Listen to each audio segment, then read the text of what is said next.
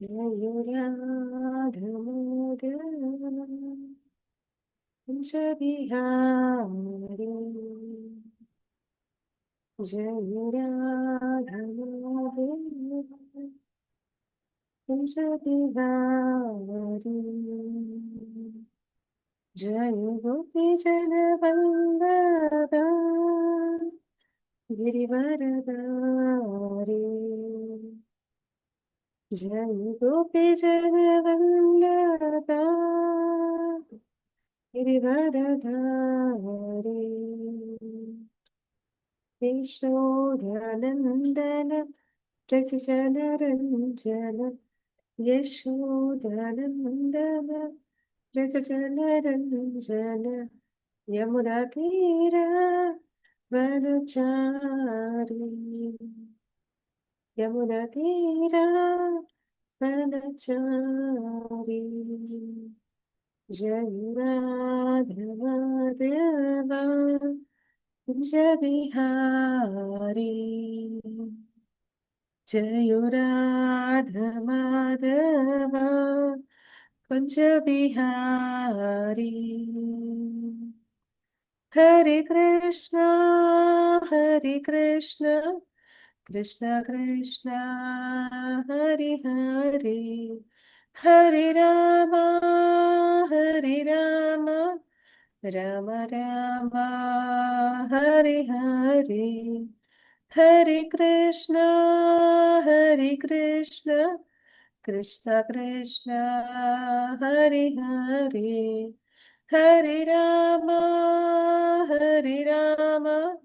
राम राम हरे हरे ॐ अज्ञानतिमिरान्धस्य ज्ञानाञ्जनशलाकया चक्षुरुन्मिलितं येन तस्मै श्रीगुरुवे नमः श्रीचैतन्यमनोभीष्टं स्थापितं येन भूतले स्वयं रूपः कदा मह्यं ददाति स्वपदान्तिकं वन्देऽहं श्रीगुरु श्रीयुतपदकमलं श्रीगुरून् वैष्णवांश्च श्रीरूपं साग्रजातं सहगण रघुनाथान्वितं तं सजीवं साद्वैतं सावधूतं परिजनसहितं कृष्णचैतन्यदेवं श्रीराधाकृष्णपादान् सहगण ललिता श्रीविशाखान्वितांश हे कृष्ण करुणा सिन्धु दीनबन्धु जगत्पते गोपीश गोपिकान्त राधाकान्त नमोऽस्तुते तप्त काञ्चन गौराङ्गी राधे वृन्दावनेश्वरि वृषभानुसुते देवी प्रणमामि हरिप्रिये वाञ्छाकल्पतरुभ्यश्च कृपा सिन्धुभ्यैव च पतितनां पावनेभ्यो वैष्णवेभ्यो नमो नमः नमो ॐ विष्णुपादाय कृष्णप्रेष्ठाय भूतले श्रीमते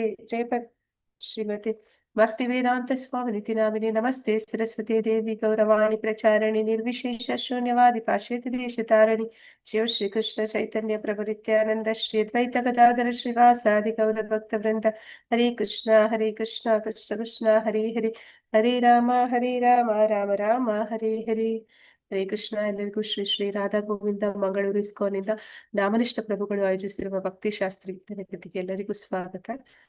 ಹರೇ ಕೃಷ್ಣ. हरे कृष्णा माता जी। ಹರೇ ಕೃಷ್ಣ ಮಾತಾಜಿ. हरे कृष्ण माता जी, प्रणामಗಳು ಹರೇ ಮಾತಾಜಿ। ಹರೇ ಕೃಷ್ಣ ಮಾತಾಜಿ, ಪ್ರಣಾಮಗಳು ಮಾತಾಜಿ. ಇನ್ನು ಸ್ವಲ್ಪ ವೇಟ್ ಮಾಡೋಣ ಮಾತಾಜಿ ಅವರೆಲ್ಲ ಬರೋವರೆಗೂ. ಹಾ ಮಾತಾಜಿ ಅವ್ರು ಬರ್ತಾರೆ ಎಲ್ಲರೂ, ವೇಟ್ ಮಾಡೋರು. ವರದಾ ಮಾತಾಜಿ, ನಿಮ್ಗೆ ಅದು ಗ್ರೂಪ್ ಆಕ್ಸೆಸ್ ಇಲ್ವಾ ಮಾತಾಜಿ? ಇಲ್ಲ ಮಾತಾಜಿ, ನಾನಲ್ಲ, ವಿನಯ್ ಪ್ರಭುಜಿ ಅವರು ಹೋಸ್ಟ್ ಇದ್ದಾರೆ, ಕೋ ಹೋಸ್ಟ್ ಇದ್ದಾರೆ ಮಾತಾಜಿ, ಅವರು ಎಲ್ಲ ಮೆಸೇಜ್ ಹಾಕ್ತಾರೆ ಮಾತಾಜಿ.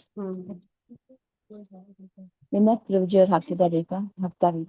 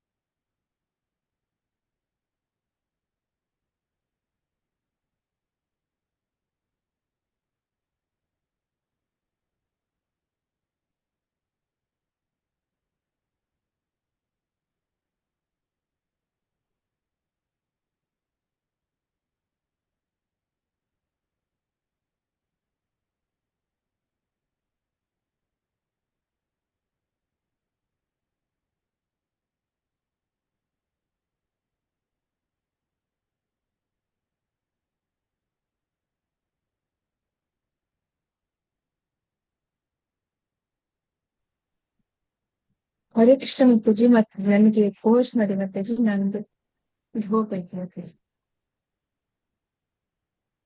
ಹ್ಮ್.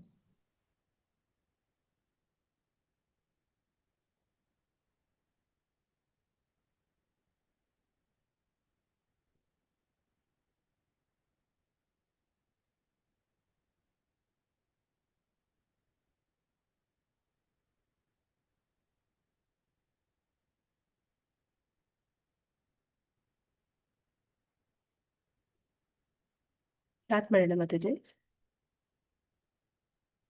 ಹಾ ಮಾತಾಜಿ ಮಾಡಿದ್ರು. 2 ಗ್ರೂಪಲ್ಲಿ ಮೆಸೇಜ್ ಹಾಕಿ.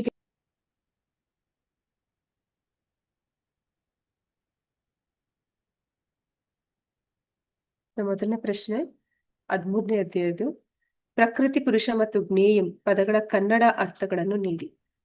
ಕೃಷ್ಣ.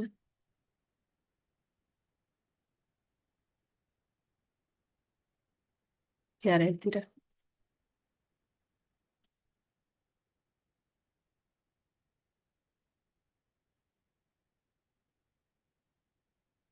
ನೀವು ಇದೆಲ್ಲ ರೈಟಿಂಗ್ ಅಲ್ಲಿ ಬರ್ಕೊಂಡಿದ್ದೀರಾ ಅಥವಾ ಬುಕ್ ಅಲ್ಲಿ ಮಾರ್ಕ್ ಮಾಡ್ಕೊಂಡಿದ್ದೀರಾ? ಹರೇ ಕೃಷ್ಣ.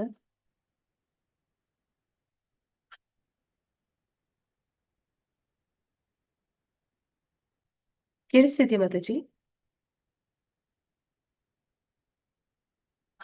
ಕೇಳಿಸ್ತಾ ಇದೆ ಮಾತಾಜಿ. ಎಲ್ಲರೂ ಬರ್ಕೊಂಡಿದ್ದಾರೆ ನನ್ನಲ್ಲಿ. ಕೆಲವರಷ್ಟೇ ಪುಸ್ತಕದಲ್ಲಿ ಮಾರ್ಕ್ ಮಾಡ್ಕೊಂಡು. ಓಕೆ, ಮತ್ತೆ ಆನ್ಸರ್ಸ್ ಕೊಡಿ ಮಾತಾಜಿ. ಪ್ರಕೃತಿ ಪುರುಷ ಮತ್ತೆ ಜ್ಞೇಯಂ ಪದಗಳ ಕನ್ನಡ ಅರ್ಥ ನೀಡಿ.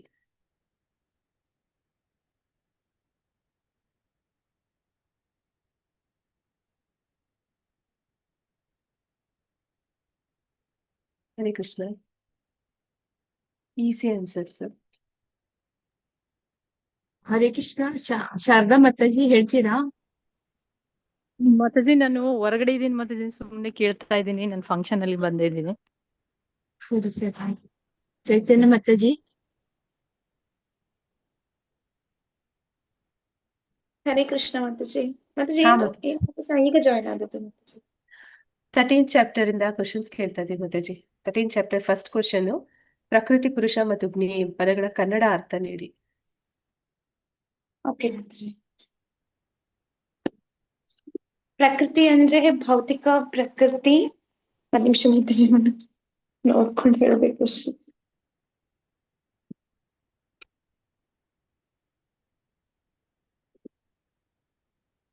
ಹರೇ ಕೃಷ್ಣ ಮಾತಾಜಿ. ಹಾ ನಾನು ಮಾತಾಜಿ. ಬರ್ಕೊಂಡಿದ್ದೀನಿ ಹೇಳ್ತೀನಿ ಮಾತಾಜಿ. ಚೈತನ್ಯ ಮಾತಾಜಿ ಅಂತ ಹೇಳಿದ್ರು. ಪ್ರಕೃತಿ okay. ಪುರುಷ ಮತ್ತು ಧ್ಯೇಯ ಪದಗಳ ಕನ್ನಡದ ಅರ್ಥ ಏನಂದ್ರೆ, ಪ್ರಕೃತಿ ಇದು ಭೌತಿಕ ಸ್ವಭಾವವನ್ನು ಸೂಚಿಸುತ್ತದೆ. ಮತ್ತೆ ಭಗವಂತನು ಕೆಳಮಟ್ಟದ ಶಕ್ತಿ, ಅಂದ್ರೆ ಈ ಪ್ರಕೃತಿ ಹೇಳುವಂತದ್ದು ಕೆಳಮಟ್ಟದ ಶಕ್ತಿ ಅಂತ. ಅಂದರೆ ಭೂಮಿ, ನೀರು, ಅಂದ್ರೆ ಅದಂದ್ರೆ 8 ಇದೆಯಲ್ಲ, ಭೂಮಿ, ನೀರು, ಬೆಂಕಿ, ಗಾಳಿ, ಆಕಾಶ, ಮನಸ್ಸು ಮತ್ತೆ ಬುದ್ಧಿಶಕ್ತಿ, ಸುಳ್ಳು, ಅಹಂಕಾರ. ಇದು ಕೆಳಮಟ್ಟದ ಶಕ್ತಿ ಅಂತ. ಪುರುಷ ಅಂದ್ರೆ ಮೇಲ್ಮಟ್ಟದ ಶ್ರೇಷ್ಠ ಶಕ್ತಿ, ಜೀವಾತ್ಮ ಮತ್ತೆ ಪರಮಾತ್ಮ. ಜ್ಞೇಯ ಅಂದ್ರೆ, ಜ್ಞೇಯ ಅಂದ್ರೆ ಏನಂದ್ರೆ ಜ್ಞಾನದ ವಸ್ತು. ಅದು ಏನಂದ್ರೆ ನಿಜವಾದ ಜ್ಞಾನ, ಜ್ಞಾನದ ವಸ್ತು, ಜೀವಾತ್ಮ. ಅಂದ್ರೆ ಜ್ಞಾನ ಅಂದ್ರೆ ಏನಂದ್ರೆ ಜೀವಾತ್ಮ, ಆತ್ಮವನ್ನ ತಿಳಿದುಕೊಳ್ಳುವಂತದ್ದು. ವೈಯಕ್ತಿಕ ಆತ್ಮ ಮತ್ತೆ ಪರಮಾತ್ಮ, ಪ್ರಕೃತಿಯ ಬಗ್ಗೆ ಮತ್ತೆ ದೇವೋತ್ತಮ ಪರಮ ಪುರುಷ ಕೃಷ್ಣನ ಬಗ್ಗೆ ತಿಳಿದುಕೊಳ್ಳುವಂತದ್ದು ಜ್ಞಾನದ ಗುರಿ ಅಂತ ಬರ್ಕೊಂಡಿದ್ದೇನೆ ಮಾತಾಜಿ. ಅಂದ್ರೆ ಧ್ಯೇಯ. ಚೈತನ್ಯ ಮಾತಾಜಿ ನೀವು ಹೇಳ್ತೀರಾ ಮತ್ತೆ? ಹರೇ ಕೃಷ್ಣ ಮಾತಾಜಿ. ಹಾ ಮಾತಾಜಿ, ಪ್ರಕೃತಿಗೆ ಭಗವಂತನ ಕೆಳಮಟ್ಟದ ಶಕ್ತಿ, ಭೌತಿಕ ಸ್ವಭಾವವನ್ನು ಸೂಚಿಸುತ್ತದೆ ಅಂತ ಬರ್ತಿದ್ದೇನೆ. ಮತ್ತೆ ಪುರುಷ ಅಂದ್ರೆ ಪರಮಾತ್ಮ, ಭೋಕ್ತಾರ. ಮತ್ತೆ ಜ್ಞೇಯಂ ಜ್ಞಾನದ ವಸ್ತು ಅಥವಾ ಜ್ಞಾನದ ವಿಷಯವನ್ನು ತಿಳಿದುಕೊಳ್ಳುವುದು, ಜ್ಞಾನದ ಗುರಿಯನ್ನು ಮುಟ್ಟುವುದು. ದೇಹದ ಸ್ವರೂಪ ವ್ಯಕ್ತಿಗತ ಆತ್ಮದ ಸ್ವರೂಪ ಮತ್ತು ಪರಮಾತ್ಮನ ಸ್ವರೂಪ. ಅಷ್ಟು ಬರ್ಕೊಂಡಿದ್ದೀನಿ Mataji. Okay Mataji. Hare Krishna Mataji. This 24 components ಅಲ್ಲ, ಈ ಪ್ರಪಂಚದ 24 ಘಟಕಗಳನ್ನು ಪಟ್ಟಿ ಮಾಡಿ. ಹರೇ ಕೃಷ್ಣ. ಪಂಚಮಹಾಭೂತಗಳು 5: ಭೂಮಿ, ನೀರು, ಅಗ್ನಿ, ವಾಯು ಮತ್ತು ಆಕಾಶ. ಜ್ಞಾನೇಂದ್ರಿಯಗಳು 5: ಕಣ್ಣುಗಳು, ಕಿವಿಗಳು, ಮೂಗು, ನಾಲಗೆ ಮತ್ತು ಚರ್ಮ. ಕರ್ಮೇಂದ್ರಿಯಗಳು 5 ಧ್ವನಿ, ಕಾಲುಗಳು, ಕೈಗಳು, ಗುದ ಮತ್ತು ಜನನೇಂದ್ರಿಯ. ಇಂದ್ರಿಯ ವಸ್ತುಗಳು 5 ವಾಸನೆ, ರುಚಿ, ರೂಪ, ಸ್ಪರ್ಶ, ಶಬ್ದ. ಮನಸ್ಸು, ಬುದ್ಧಿ, ಅಹಂಕಾರ ಮತ್ತು ಪ್ರಕೃತಿಯ 3 ಗುಣಗಳ ಅವ್ಯಕ್ತ ಹಂತ ಅಂದ್ರೆ ಪ್ರಧಾನ. ಹರೇ ಕೃಷ್ಣ ಮಾತಾಜಿ. ಹರೇ ಕೃಷ್ಣ ಮಾತಾಜಿ. ಉಳಿದವರು ಕೂಡ ಆನ್ಸರ್ಸ್ ಮಾಡ್ಬೋದು ಮಾತಾಜಿ. ಹರೇ ಕೃಷ್ಣ. ಎಲ್ಲರಿಗೂ ಗೊತ್ತಿರ್ಬೇಕಾಗಿರುತ್ತಲ್ವಾ, ಎಲ್ಲರೂ ಪ್ರಾಕ್ಟೀಸ್ ಆಗಿರ್ಬೇಕು ಇಷ್ಟೊತ್ತಿಗೆ.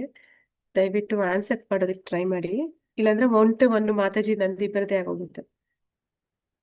ಜ್ಞಾನದ 20 ಅಂಶಗಳಲ್ಲಿ 10 ಸಂಸ್ಕೃತ ಅಥವಾ ಕನ್ನಡದಲ್ಲಿ ಪಟ್ಟಿ ಮಾಡಿ, ಯಾವ್ದಾದ್ರು 10. ಹರೇ ಕೃಷ್ಣ.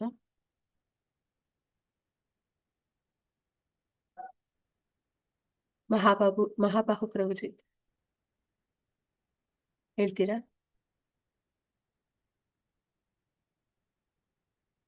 ಆಹ್ಲಾದಿನಿ ಮಾತಾಜಿ, ಗೀತಾ ಮಾತಾಜಿ, ರತ್ನ ಮಾತಾಜಿ, ಸುಜಾತ ಮಾತಾಜಿ, ಗೇಹಿನಿ, ಮಾಧವಿ ದೇವಿದಾಸಿ ಮಾತಾಜಿ. ಹರೇ ಕೃಷ್ಣ ಮಾತಾಜಿ. ಹಾ ಮಾತಾಜಿ. ಅಮಾನಿತ್ವಂ ನಮ್ರತೆ, ಅದಮಿತ್ವಂ ಗರ್ವವಿಲ್ಲದಿರುವಿಕೆ, ಅಹಿಂಸೆ, ಶಾಂತಿ ಸಹನೆ, ಆರ್ಜವಂ ಸರಳತೆ, ಆಚಾರ್ಯ ಉಪಾಸನಂ ಸದ್ಗುರುಗಳ ಬಳಿಗೆ ಹೋಗುವುದು, ಶೌಚಂ ಶುಚಿತ್ವ, ಸ್ಥೈರ್ಯ, ಆತ್ಮವಿನಿಗ್ರಹ, ಆತ್ಮಸಂಯಮ, ಇಂದ್ರಿಯ ಅರ್ಥೈಸಿ ಇಂದ್ರಿಯಗಳ ವಿಷಯದಲ್ಲಿ ವಿರಕ್ತಿ. ಹರೇ ಕೃಷ್ಣ ಮಾತಾಜಿ. ಹರೇ ಕೃಷ್ಣ ಮಾತಾಜಿ. 13ನೇ ಅಧ್ಯಾಯದ ಆರಂಭದಲ್ಲಿ ಅರ್ಜುನನು ಶ್ರೀಕೃಷ್ಣನಲ್ಲಿ 6 ವಿಷಯಗಳ ಬಗ್ಗೆ ವಿಚಾರಿಸಿದನು. ದಯವಿಟ್ಟು ಇವುಗಳನ್ನು ಪಟ್ಟಿ ಮಾಡಿ ಸಂಸ್ಕೃತ ಮತ್ತು ಕನ್ನಡ ಪದಗಳನ್ನು ಬಳಸಿ. ಯಾವುದು 6 ವಿಷಯಗಳು ಸಂಸ್ಕೃತದಲ್ಲೂ ಹೇಳ್ಬೇಕು ಮತ್ತೆ ಕನ್ನಡದಲ್ಲೂ ಹೇಳ್ಬೇಕು ಅಥವಾ ಇದೆಯಾ? ಮತ್ತು ಇದೆ. ಮತ್ತು ಅಂದ್ರೆ ನೀವೆರಡು ಹೇಳ್ಬೇಕಾಗತ್ತೆ. ಹರೇ ಕೃಷ್ಣ.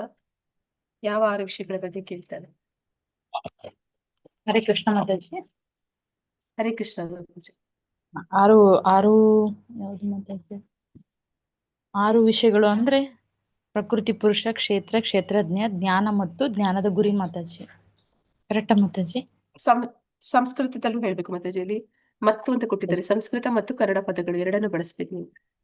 ಮಾತಾಜಿ ಪ್ರಕೃತಿ ಮಂದೆ ಅದೇ ತರ ಹೇಳೋದಲ್ಲ ಮಾತಾಜಿ? ಹಾ ಮಾತಾಜಿ.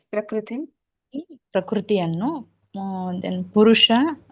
ಪುರುಷಂ ಭೋಕ್ತಾರನನ್ನು, ಕ್ಷೇತ್ರವನ್ನು, ಕ್ಷೇತ್ರವನ್ನು ತಿಳಿದವನನ್ನು,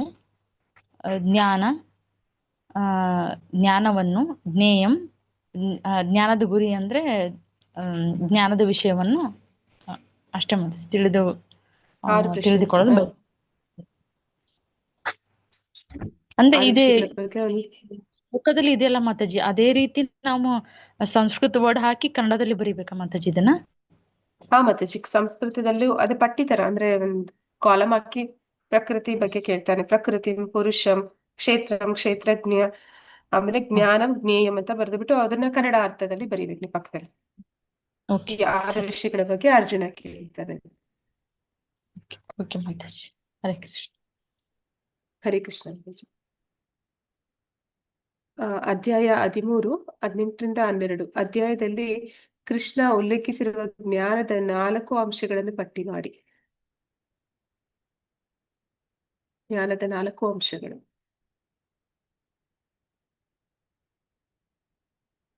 ಎಷ್ಟೊಂದಿದೆ ಅಲ್ವಾ? ಅದ್ರಲ್ಲಿ 4 ಯಾವ್ದಾದ್ರು 4 ಹೇಳ್ಬೋದಲ್ವಾ?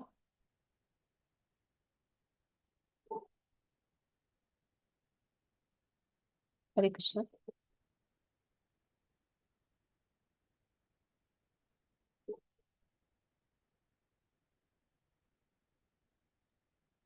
ಹರೇ ಕೃಷ್ಣ ಮಾತಾಜಿ.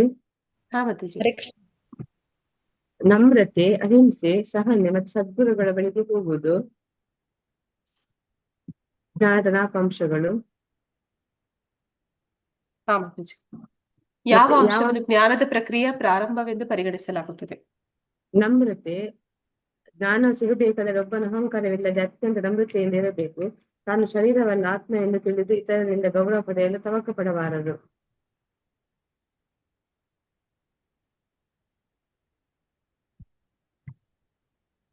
ಸರಿ ಇದೆಯಾ ಮಾತಾಜಿ? ಹೇಳಿ ಮಾತಾಜಿ ಇನ್ನೊಂದ್ಸಲ ಅದು ನಮ್ರತೆಯಿಂದ ನಮ್ರತೆ ಇರಬೇಕು. ಹಾ, ಹೌದು, ಅಂದ್ರೆ ಜ್ಞಾನ ಸಿಗಬೇಕಾದರೆ ಒಬ್ಬನ ಅಹಂಕಾರವಿಲ್ಲದೆ ಅತ್ಯಂತ ನಮ್ರತೆಯಿಂದ ಇರಬೇಕು.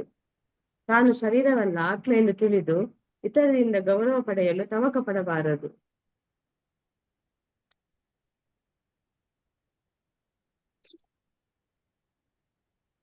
ಓಕೆ ಮಾತಾಜಿ. ಇದು ಜ್ಞಾನದ ಪ್ರಕ್ರಿಯೆಯಲ್ಲಿ ಅತ್ಯಂತ ಪ್ರಮುಖವಾದ ಅಂಶ ಯಾವುದು? ನನ್ನ ಪ್ರಕಾರ ಮೈ ಶಾಲಿನ ಯೋಗಿನ ಭಕ್ತಿ ರವ್ಯ ವಿಚಾರಿಣಿ ಕೃಷ್ಣನಿಗೆ ಅವಿಚಲತೆ ಮತ್ತು ಅನನ್ಯ ಭಕ್ತಿಯನ್ನು ಸಮರ್ಪಿಸುವುದು. ಈ ಭಕ್ತಿ ಇಲ್ಲದಿದ್ದರೆ ಉಳಿದ 19 ಅಂಶಗಳು ಲೆಕ್ಕಕ್ಕೆ ಬರುವುದಿಲ್ಲ.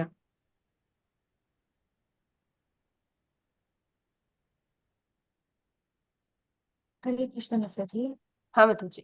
ಜನನ ಮರಣ ವೃದ್ಧಾಪ್ಯ ರೋಗಗಳ ಸ್ವೀಕರಿಸುವ ಸಂಕಟವನ್ನು ಅರ್ಥ ಮಾಡಿಕೊಳ್ಳುವುದು, ಜನನವು ದುಃಖಕರವಾಗಿದೆ ಎನ್ನುವುದನ್ನು ಅರ್ಥ ಮಾಡಿಕೊಳ್ಳುವುದು, ತಾಯಿಯ ಗರ್ಭದಲ್ಲಿ ನಾವು ಎಷ್ಟು ದುಃಖವನ್ನು ಅನುಭವಿಸುತ್ತೇವೆ, ಜನನ ಮರಣದ ಆ ಪುನರಾವರ್ತನೆಗೆ ಪರಿಹಾರವಿಲ್ಲ, ರೋಗ ಮತ್ತು ವೃದ್ಧಾಪ್ಯಕ್ಕೆ ಸಂಬಂಧಿಸಿದಂತೆ ಯಾರು ಅನಾರೋಗ್ಯಕ್ಕೆ ಒಳಗಾಗಲು ಇಚ್ಛೆ ಪಡುವುದಿಲ್ಲ, ಯಾರು ವೃದ್ಧರಾಗಲು ಬಯಸುವುದಿಲ್ಲ, ತಪ್ಪಿಸಲು ಸಾಧ್ಯವಿಲ್ಲ. ಭೌತಿಕ ಜೀವನದ ಬಗ್ಗೆ ನಮಗೆ ನಿರಾಶವಾದಿ ದೃಷ್ಟಿಕೋನವಿಲ್ಲದಿದ್ದರೆ ಆಧ್ಯಾತ್ಮಿಕ ಜೀವನದಲ್ಲಿ ಪ್ರಗತಿ ಸಾಧಲು ಸಾಧ್ಯವಾಗುವುದಿಲ್ಲ. ಹೀಗೆ ಬರ್ಕೊಂಡು ಅಂದ್ರೆ ಭಕ್ತಿ ಕೃಷ್ಣನ ಮೇಲೆ ಶುದ್ಧ ಭಕ್ತಿ ಅಂದ್ರೆ ಆ ಪ್ರಮುಖ ಅಂಶ ಅಂದ್ರೆ ಭಕ್ತಿ ಅಂತ ಬರ್ಕೊಂಡಿದ್ದೇನೆ ಮಾತಾಜಿ. ಅಂದ್ರೆ ABC ಇದೆಲ್ಲ ಬಿ ಭಕ್ತಿ ಅಂತ ಬರ್ಕೊಂಡಿದ್ದೇನೆ. ಭಕ್ತಿ ಸೇವೆಯ ಹಂತವನ್ನು ತಲುಪಿದವನಲ್ಲಿ ಜ್ಞಾನದ ಸದ್ಗುಣಗಳು ಬೆಳೆಯುತ್ತವೆ. ಓಕೆ, ಜ್ಞಾನದ ಈ ಪ್ರಮುಖ ಹಂತಕ್ಕೆ ತೆಗೆದುಕೊಳ್ಳುವವರಿಗೆ ಜ್ಞಾನದ ಯಾವ ತತ್ವವು ಅವಶ್ಯಕವಾಗಿದೆ? ಆಚಾರ್ಯೋಪಾಸನ ಅಂತ ಬರ್ಕೊಂಡಿದ್ದೇನೆ. ಆಚಾರ್ಯೋಪಾಸನೆ ಅಂದ್ರೆ ಭಕ್ತಿ ಯೋಗದ ತತ್ವ ಅವಶ್ಯಕವಾಗಿದೆ. ಪರಮಾತ್ಮ ಮತ್ತು ವೈಯಕ್ತಿಕ ಆತ್ಮನ ನಡುವಿನ ಸಂಬಂಧ. ಪರಮಾತ್ಮನಿಗೆ ವೈಯಕ್ತಿಕ ಆತ್ಮನ ಸೇವೆ ಶಾಶ್ವತ, ಭಕ್ತಿ ಮತ್ತು ಭಕ್ತಿ ಸೇವೆ ಶಾಶ್ವತ. ವದಂತಿ ತತ್ವಂ ಯಜ್ಞಾನಂ ಅದ್ವಯ. ನಿಜಕ್ಕೂ ಸಂಪೂರ್ಣ ಸತ್ಯವನ್ನು ತಿಳಿದವನು ಬ್ರಹ್ಮನ್, ಪರಮಾತ್ಮನ್, ಭಗವಾನ್ 3 ಹಂತಗಳಲ್ಲಿ ಭಗವಂತನನ್ನು ಅರಿತುಕೊಳ್ಳುತ್ತಾನೆ. ಈ ಪ್ರಕ್ರಿಯೆಯನ್ನು ನೆಲ ಮಹಡಿಯಿಂದ ಮೇಲಿನ ಮಹಡಿಯವರೆಗೆ ಪ್ರಾರಂಭದ ಮೆಟ್ಟಿಲು. ನಂಬತೆ ಇಲ್ಲದೆ ತಿಳುವಳಿಕೆ ತನ್ನನ್ನು ತಾನು ದೇಹವೆಂದು ಭಾವಿಸಿ ಭೌತಿಕ ಪ್ರಕೃತಿಯ ಕಠಿಣ ನಿಯಮಗಳಿಗೆ ಒಡೆಯಲ್ಪಡದಿದ್ದರೂ ಅಜ್ಞಾನದಿಂದ ತಾನೇ ದೊರೆ ಎಂಬ ಭಾವಿಸಿ ತಪ್ಪು ತಿಳುವಳಿಕೆಯಿಂದ ಮುಕ್ತರಾಗಲು ವಿನಮ್ರನಾಗಿ ಪರಮಾತ್ಮನಿಗೆ ಆಧೀನವನ್ನು ತಿಳಿದುಕೊಳ್ಳುವುದು, ಸತ್ಯವನ್ನು ತಿಳಿದುಕೊಳ್ಳುವುದು ಅಂದ್ರೆ ಅದನ್ನ ಮನವರಿಕೆ ಮಾಡಿಕೊಳ್ಳುವಂಥದ್ದು. ಅದಕ್ಕೆ ಆಚಾರ್ಯೋಪಾಸನ ಅಂತ ಬರ್ತದೆ. ಜ್ಞಾನದ ಈ ಪ್ರಮುಖ ಹಂತಕ್ಕೆ ತೆಗೆದುಕೊಳ್ಳುವವರಿಗೆ ಜ್ಞಾನದ ಯಾವ ತತ್ವ ಅವಶ್ಯಕವಾಗಿದೆ ಅಂದ್ರೆ ಆಚಾರ್ಯೋಪಾಸನ ಅಂದ್ರೆ ಸರಿಯಾದ ಅಧಿಕೃತ ಪರಂಪರೆಯಲ್ಲಿ ಬಂದಂತ ಗುರುವನ್ನ ಆರಿಸಿಕೊಳ್ಳುವಂಥದ್ದು. ಅವರಿಗೆ ನಮ್ರತೆಯಿಂದ ಸೇವೆಗಳನ್ನ ಮಾಡಿ ಮತ್ತೆ ಅವರಿಂದ ಸತ್ಯವನ್ನ ತಿಳ್ಕೊಳ್ಳುವಂಥದ್ದು.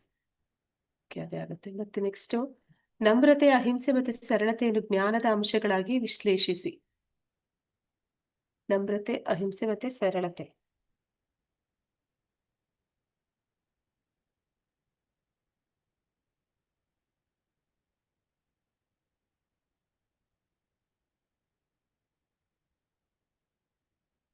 ಹರೇ ಕೃಷ್ಣ.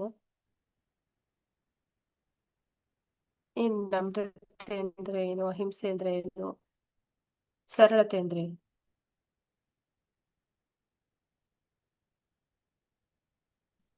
ಶಿವಗಂಗಾ ಮಾತಾಜಿ ಹೇಳಿ ಮಾತಾಜಿ.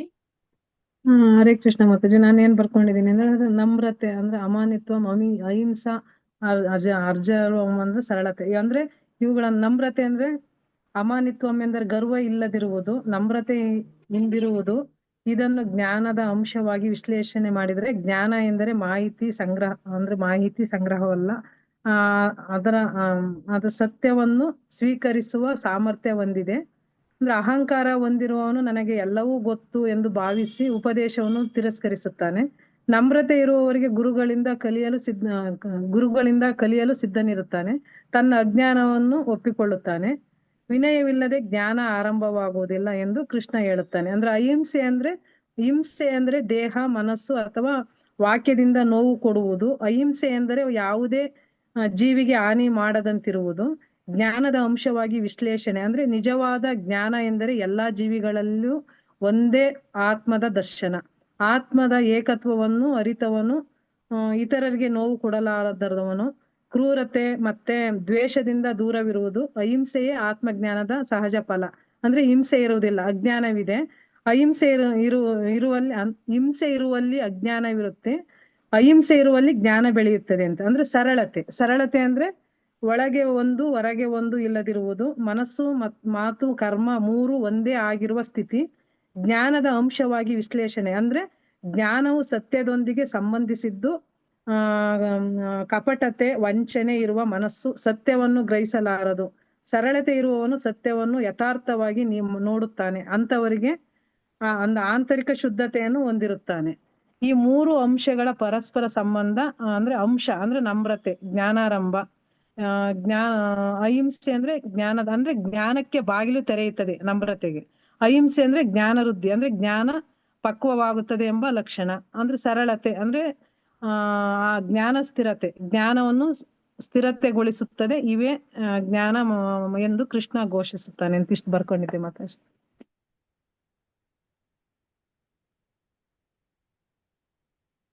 ಹರೇ ಕೃಷ್ಣ ಮಾತಾಜಿ. ಹರೇ ಕೃಷ್ಣ ಮಾತಾಜಿ. ಈ ಕೆಳಗಿನ ವರ್ಗಕ್ಕೆ ಸಂಬಂಧಿಸಿದಂತೆ ಪರಮಾತ್ಮನ 2 ಗುಣಲಕ್ಷಣಗಳನ್ನು ಮತ್ತು ವೈಯಕ್ತಿಕ ಆತ್ಮದ 2 ಗುಣಲಕ್ಷಣಗಳನ್ನು ಪಟ್ಟಿ ಮಾಡಿ. ಕ್ಷೇತ್ರಜ್ಞ ಎಂಬ ವಿಷಯದಲ್ಲಿ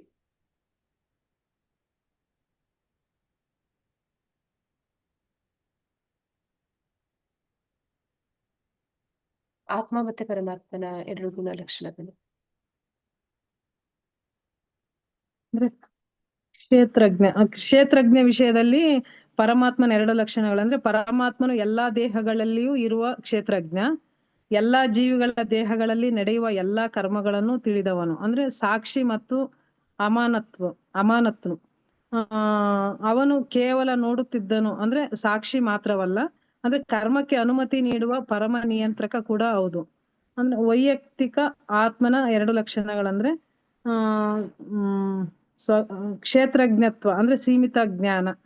ಜೀವಾತ್ಮನು ತನ್ನದೇ ದೇಹವನ್ನು ಮಾತ್ರ ತಿಳಿದಿರುವ ಕ್ಷೇತ್ರಜ್ಞ, ಇತರ ದೇಹಗಳ ಅರಿವು ಇಲ್ಲ. ಅಂದ್ರೆ ಕರ್ತವ್ಯ ಭಾವ ಮತ್ತು ಭೋಗ ಭಾವ, ನಾನು ಮಾಡುತ್ತಿದ್ದೇನೆ, ನಾನು ಅನುಭವಿಸುತ್ತಿದ್ದೇನೆ ಎಂಬ ಭಾವದಲ್ಲಿ ಬಂಧಿತನಾಗಿರ್ತಾನೆ. ಅಂದ್ರೆ ಫಲಭೋಗಕ್ಕೆ ಒಳಪಡುವವನು.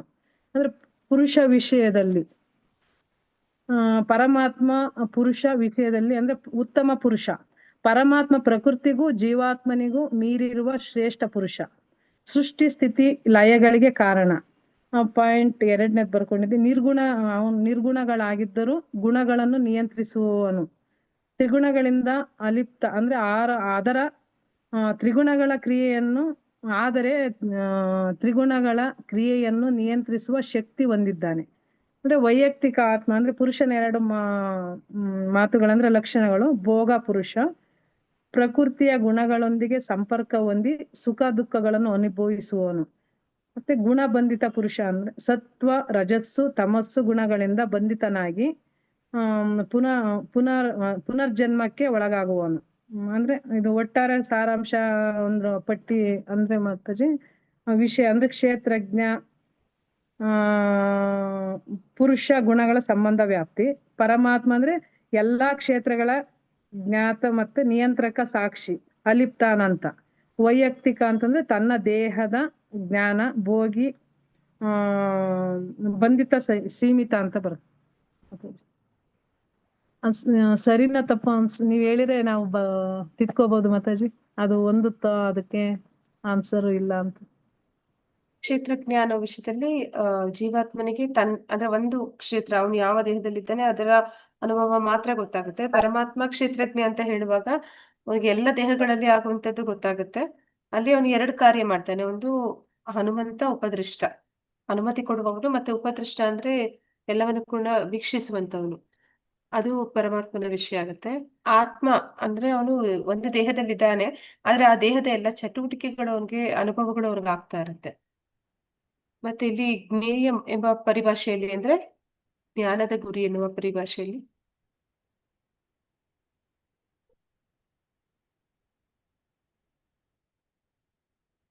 ಹರೇ ಕೃಷ್ಣ.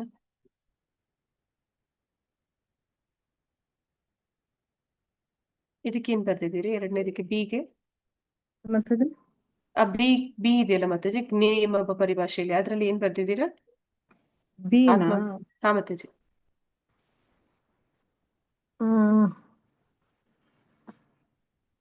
ಯಾವ್ದು ಮಾತಾಜಿ? ಅದು ವೈಯಕ್ತಿಕ ಆತ್ಮದ 2 ಗುಣಗಳ. ವೈಯಕ್ತಿಕ ಆತ್ಮದ 2 ಗುಣಗಳು, ಅದಾಯ್ತು ಮಾತಾಜಿ. ಕ್ಷೇತ್ರಜ್ಞ ಒಂದು ಪರಮಾತ್ಮ, ಎಂದು ಓಕೆ, ಓಕೆ. ವೈಯಕ್ತಿಕ ಆತ್ಮ ಅದಾಯ್ತು. ಜ್ಞೇಯಂ. ಜ್ಞೇಯಂ.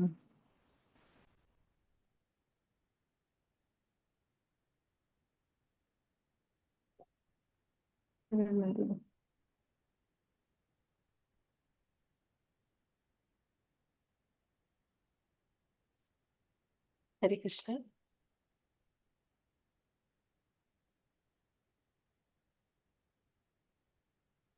ಯಾರು ಬರ್ತಿದ್ದೀರಿ ಜ್ಞೇಯಂ ಬಗ್ಗೆ?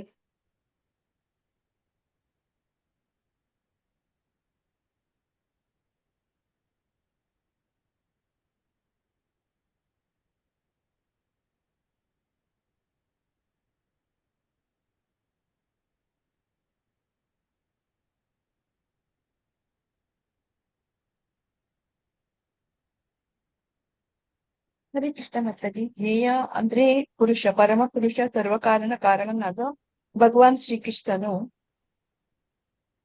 ಶ್ರೀಕೃಷ್ಣನು ಅವನು ಅವನು ಎಲ್ಲ ಕಾರ್ಯವನ್ನು ಅಂದ್ರೆ ಅವನ ಕಾರ್ಯದಲ್ಲಿ ಈ ಜಗತ್ತು ಇದು ಕಾರ್ಯವೆಸಗುತ್ತದೆ. ಅವನು ಪ್ರಕೃತಿಗೆ ಆಧೀನನಲ್ಲ ಅಂತ ಬರ್ಕೊಂಡಿದ್ದೇನೆ ಮಾತಾಜಿ.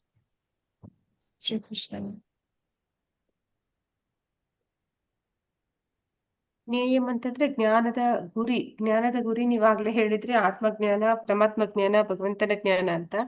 ಈಗ ಆತ್ಮದ ಜ್ಞಾನದಲ್ಲಿ ಏನ್ ತಿಳಿತೀವಿ? ಆತ್ಮದ ಜ್ಞಾನದ ಹಂತದಲ್ಲಿ ನಾವು ತಿಳಿಯುವಂಥದ್ದೇನು? ಆತ್ಮಕ್ಕೆ ಹುಟ್ಟಿಲ್ಲ. ಆತ್ಮ ಅನ್ನುವಂಥದ್ದು ಅದು ಸನಾತನ, ಅದು ಬೇರೆ ಬೇರೆ ದೇಹಗಳನ್ನ ಪಡ್ಕೊಳ್ಳುತ್ತೆ ಹೊರತು ಅದು ನಾಶ ಆಗುದಿಲ್ಲ. ಇದು ಆತ್ಮದ ವಿಚಾರ ಆಗುತ್ತೆ. ಜ್ಞೇಯಂ ಅನ್ನೋ ವಿಷಯದಲ್ಲಿ. ನಂತರ ಪರಮಾತ್ಮನ ವಿಷಯದಲ್ಲಿ ಹೇಳ್ಬೇಕಂದ್ರೆ ಜ್ಞೇಯಂ, ಪರಮಾತ್ಮ ಅವನು ಹೇಗೆ? ಪರಮಾತ್ಮ ಅವನು ಎಲ್ಲ ಒಂದು ಕಾರಣ, ಎಲ್ಲವನ್ನು ಕೂಡ ನಿಯಂತ್ರಣ ಮಾಡ್ತಾ ಇರುವಂತವನು. ಎಲ್ಲರ ಒಂದು ಏನಂತ ಹೇಳ್ತಾರೆ, ಪ್ರತಿಯೊಂದರಲ್ಲೂ ಕೂಡ ಅವನ ಅಸ್ತಿತ್ವ ಅನ್ನುವಂಥದ್ದು ಇದೆ. ಮತ್ತೆ ಅವನು ಎಲ್ಲ ಶಕ್ತಿಗಳನ್ನ ಹೊಂದಿದ್ದಾನೆ. ಇದೆಲ್ಲವೂ ಕೂಡ ಪರಮಾತ್ಮನ ವಿಷಯವಾಗಿ ಹೇಳುವಂಥದ್ದು. ಇಲ್ಲಿ ಪುರುಷ ಎಂಬ ವಿಷಯದಲ್ಲಿ ಹೋಗ್ತಾರ ಅಂದ್ರೆ ಪ್ರಕೃತಿಗೆ ಆಧೀನನಲ್ಲ. ಪುರುಷ ಅನ್ನೋ ವಿಷಯದಲ್ಲಿ ಈ ವೈಯಕ್ತಿಕ ಆತ್ಮವನ್ನ ಪುರುಷ ಅಂತ ಕರೆದ್ರೆ, ನಾವು ವಾಸ್ತವದಲ್ಲಿ ಅವನು ಪುರುಷ ಅಲ್ಲ, ಅವನು ಪ್ರಕೃತಿಯ ಭಾಗನೇ. ಆದ್ರೆ ಅವನು ಪುರುಷ ಅನ್ನೋ ರೀತಿಯಲ್ಲಿ ಅವನು ಆಗೋದಕ್ಕೆ ಪ್ರಯತ್ನ ಮಾಡ್ತಾ ಇರ್ತಾನೆ. ಆ ರೀತಿ ಅವನು ಒಡೆತನ ಸಾಧಿಸೋದಕ್ಕೆ, ನಿಯಂತ್ರಣ ಸಾಧಿಸೋದಕ್ಕೆ ಅವನು ಪ್ರಯತ್ನಗಳನ್ನ ಪಡ್ತಾ ಇರ್ತಾನೆ. ಆದ್ರೂ ಕೂಡ ಅವನು ಅಧಮ ಪುರುಷ, ಯಾಕಂದ್ರೆ ಅವನು ಗುಣಗಳ ನಿಯಂತ್ರಣದಲ್ಲಿಯೇ ಇರ್ತಾನೆ. ಎಷ್ಟೇ ಅವನು ಪ್ರಯತ್ನ ಪಡ್ತಾ ಇದ್ರು ಕೂಡ, ಹೋಗಿಸುವ ಇಚ್ಛೆ ಇದ್ರು ಕೂಡ, ಒಡೆತನ ಸಾಧಿಸುವ ಇಚ್ಛೆ ಇದ್ರು ಕೂಡ, ಆದ್ರೆ ವಾಸ್ತವದಲ್ಲಿ ಅವನು ಮಾಯೆಯ ಅಥವಾ ತ್ರಿಗುಣಗಳ ನಿಯಂತ್ರಣದಲ್ಲಿ ಇರ್ತಾನೆ. ಆದ್ರೆ ದೇವೋತ್ತಮ ಪರಮ ಪುರುಷ ಅವನು ಯಾರು ಅಂತಂದ್ರೆ, ಅವನು ನಿಜವಾದ ಪುರುಷ, ಉತ್ತಮ ಪುರುಷ, ಎಲ್ಲರಿಗಿಂತ ಶ್ರೇಷ್ಠನಾದವನು. ಅವನು ಎಲ್ಲ ಗುಣಗಳನ್ನು, ಅಂದ್ರೆ ನಾವು ನೋಡ್ತೀವಿ ಬಹಿರಂಗ ಶಕ್ತಿ, ಮಾಯೆ ಕೂಡ ಅವನ ನಿಯಂತ್ರಣದಲ್ಲಿ ಇರ್ತಾಳೆ. ಅವನು ಗುಣಾತೀತ, 3 ಗುಣಗಳಲ್ಲಿ ಅವನು ಒಳಪಡೋದಿಲ್ಲ. ನಿಜವಾಗ್ಲೂ ಎಲ್ಲದಕ್ಕೂ ಒಡೆಯ ಅವನಾಗಿದ್ದಾನೆ. ಎಲ್ಲವನ್ನು ಭೋಗಿಸುವಂತವನು ಅವನೇ ಆಗಿದ್ದಾನೆ. ಮತ್ತೆ ಎಲ್ಲವನ್ನು ನಿಯಂತ್ರಿಸುವವನು ಅವನೇ ಆಗಿರೋದ್ರಿಂದ ಅವನೇ ನಿಜವಾದ ಪುರುಷ. ಆದ್ರೆ ಈ ವೈಯಕ್ತಿಕ ಆತ್ಮ ಏನ್ ತನ್ನನ್ನ ತಾನು ಪುರುಷ ಅಂತ ಕರಿತಾ ಇದ್ದಾನೆ, ಅವನು ಒಂದು ಅಧಮ ಪುರುಷ ಅಷ್ಟೆ. ಅಂದ್ರೆ ವಾಸ್ತವದಲ್ಲಿ ಪ್ರಕೃತಿ, ಆದ್ರೆ ತನ್ನನ್ನ ತಾನು ಪುರುಷ ಅಂತ ಅವನು ಭಾವಿಸ್ತಾ ಇದ್ದಾನೆ.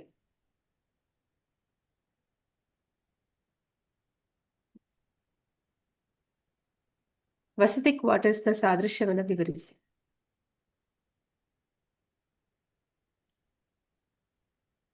ಹರೇ ಕೃಷ್ಣ. ಹರೇ ಕೃಷ್ಣ ಮಾತಾಜಿ. ಹಾ ಮಾತಾಜಿ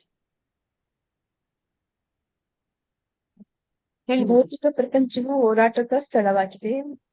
ವಿವಿಧ ವಾಸಯೋಗ್ಯ ಸ್ಥಳಗಳನ್ನು ಒದಗಿಸಲು ಪ್ರತಿಯೊಬ್ಬರು ವಿವಿಧ ರೀತಿಯ ಆನಂದವನ್ನು ಪಡೆಯಲು ಹೆಣಗಾಡುತ್ತಿದ್ದಾರೆ. ದೇಹ ಜೀವಿಯ ಹಿಂದಿನ ಬಯಕೆಯ ಪ್ರಕಾರ, ಅಂದ್ರೆ ಹಿಂದಿನ ಜನ್ಮದ ಆ ಬಯಕೆಯ ಪ್ರಕಾರ ದೇಹವನ್ನು ಪಡೆಯುತ್ತಾನೆ ಮತ್ತು ಚಟುವಟಿಕೆ ಒಬ್ಬರ ಆಸೆಗಳು ಮತ್ತು ಚಟುವಟಿಕೆಗಳ ಪ್ರಕಾರ ಭೌತಿಕ ಪ್ರಕೃತಿ ಸ್ಥಳಗಳು ವಿವಿಧ ವಸತಿ ಪ್ರದೇಶಗಳಲ್ಲಿ ಒಬ್ಬರು. ಆದ್ದರಿಂದ ಇಂದಿನ ಬಯಕೆ ಮತ್ತು ಚಟುವಟಿಕೆಯು ವಾಸಸ್ಥಳಗಳು. ಜೀವಿಯೇ ತನ್ನ ಸಾಧನೆಗೆ ಕಾರಣ. ಅಂತಹ ವಸತಿ ಆಚರಣೆಗಳು ಮತ್ತು ಅವನ ಜೊತೆಗಿನ ಆನಂದ ಅಥವಾ ಸಂಕಟಕ್ಕೆ ಕಾರಣವಾಗುತ್ತದೆ. ಇದರಿಂದ ಬಿಡುಗಡೆಯ ಮುಕ್ತರಾಗಲು ವಿವೇಕವನ್ನು ಅಭ್ಯಾಸ ಮಾಡಿಕೊಂಡು ಆಸ್ಪತ್ರೆಯಲ್ಲಿ ನರ್ಸ್ ತನ್ನ ಕರ್ತವ್ಯವನ್ನು ಮಾಡುವಂತೆ, ಶಾಲೆಯಲ್ಲಿ ತನ್ನ ವಿದ್ಯಾರ್ಥಿಗಳ ಕಡೆಗೆ ಶಿಕ್ಷಕಿ ತನ್ನ ಕರ್ತವ್ಯವನ್ನು ಮಾಡುವಂತೆ ನಾನು ಕರ್ತವ್ಯ ಬಾಂಧವ್ಯವಿಲ್ಲದೆ ಮಾಡುವುದೇ ಉತ್ತಮ ಪ್ರಕ್ರಿಯೆ ಅಂತ ಬರ್ಕೊಂಡಿದ್ದೀನಿ. ಉದಾಹರಣೆ ಕೊಟ್ಟಿದ್ದೀನಿ.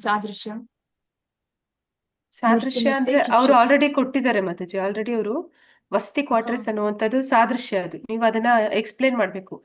ಏನ್ ಹೇಳ್ತಾ ಇದಾರೆ ವಸತಿ ಕ್ವಾರ್ಟರ್ಸ್ ಅಂತ ಹೇಳಿ, ಅದನ್ನ ಏನಕ್ಕೆ ಹೋಲಿಸ್ತಾ ಇದಾರೆ, ಯಾವ ರೀತಿ ಅದನ್ನ ಎಕ್ಸ್ಪ್ಲೇನ್ ಮಾಡ್ತಾ ಇದಾರೆ, ಅದನ್ನ ವಿವರಣೆ ಮಾಡ್ಕೊಡ್ಬೇಕು ನೀವು.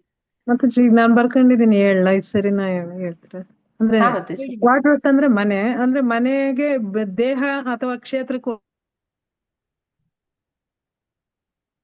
ಕೇಳಿಸ್ತಿಲ್ಲ ಮಾತಾಜಿ. ಕೇಳಿಸ್ತಿಲ್ಲ ಮಾತಾಜಿ.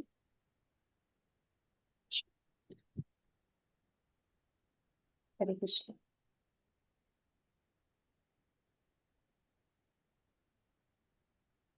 ಮಾತಾಜಿ ನನ್ನ ವಾಯ್ಸ್ ಕೇಳ್ತಿದ್ಯಾ? ಇಲ್ಲ ಅವ್ರ ವಾಯ್ಸ್ ಕೇಳಲ್ಲ, ಅವ್ರು ಮ್ಯೂಟ್ ಆಗ್ತದೆ. ಹರೇ ಕೃಷ್ಣ ಮಾತಾಜಿ, ನಾನು ಹೇಳ ಮಾತಾಜಿ. ಹಾ ಮಾತಾಜಿ. ಹರೇ ಕೃಷ್ಣ. ದೇಹವನ್ನು ವಸತಿ ಕ್ವಾರ್ಟರ್ಸ್ಗೆ ಹೋಲಿಸಲಾಗಿದೆ. ಇಲ್ಲಿ ಆತ್ಮನು ಆ ವಸತಿ ಕ್ವಾರ್ಟರ್ಸಿನ ಮನೆಯಲ್ಲಿ ವಾಸಿಸುವ ನಿವಾಸಿ. ಮನೆ ಬದಲಾಗುತ್ತದೆ ಆದರೆ ನಿವಾಸಿ ಬದಲಾಗುವುದಿಲ್ಲ. ದೇಹ ನಾಶವಾಗುತ್ತದೆ ಆದರೆ ಆತ್ಮ ನಾಶವಾಗುವುದಿಲ್ಲ. ದೇಹವನ್ನು ಆತ್ಮ ಎಂದು ಭ್ರಮಿಸುವುದು ಅಜ್ಞಾನ ಅಂತೇಳಿ ಇಲ್ಲಿ ಬರ್ಕೊಂಡಿದ್ದೀವಿ. ಏನ್ ಹೇಳ್ತಾ ಇದಾರೆ ಅಂದ್ರೆ ವಸತಿ ಕ್ವಾರ್ಟರ್ಸ್ ಅಂತಂದ್ರೆ ಅದು ದೇಹ, ದೇಹಕ್ಕೆ ಹೋಲಿಸ್ತಾ ಇದ್ದಾನೆ. ಮತ್ತೆ ಅಲ್ಲಿ ಯಾರು ಆ ವಸತಿ ಕ್ವಾರ್ಟರ್ಸ್ಗೆ ಹೋಗ್ತಾ ಇದ್ದಾನೆ ಅದು ಆತ್ಮ, ಅದು ಜೀವಾತ್ಮ.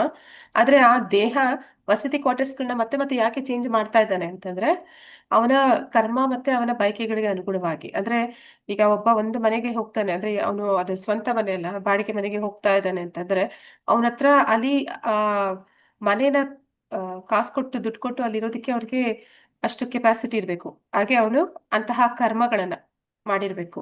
ಮತ್ತೆ ಅವನಿಗೆ ಎಂತ ಮನೆ ಬೇಕು ಅಂತ ಆಯ್ಕೆ ಮಾಡ್ಕೊಳ್ಳೋ ಬಯಕೆ ಕೂಡ ಇರುತ್ತೆ.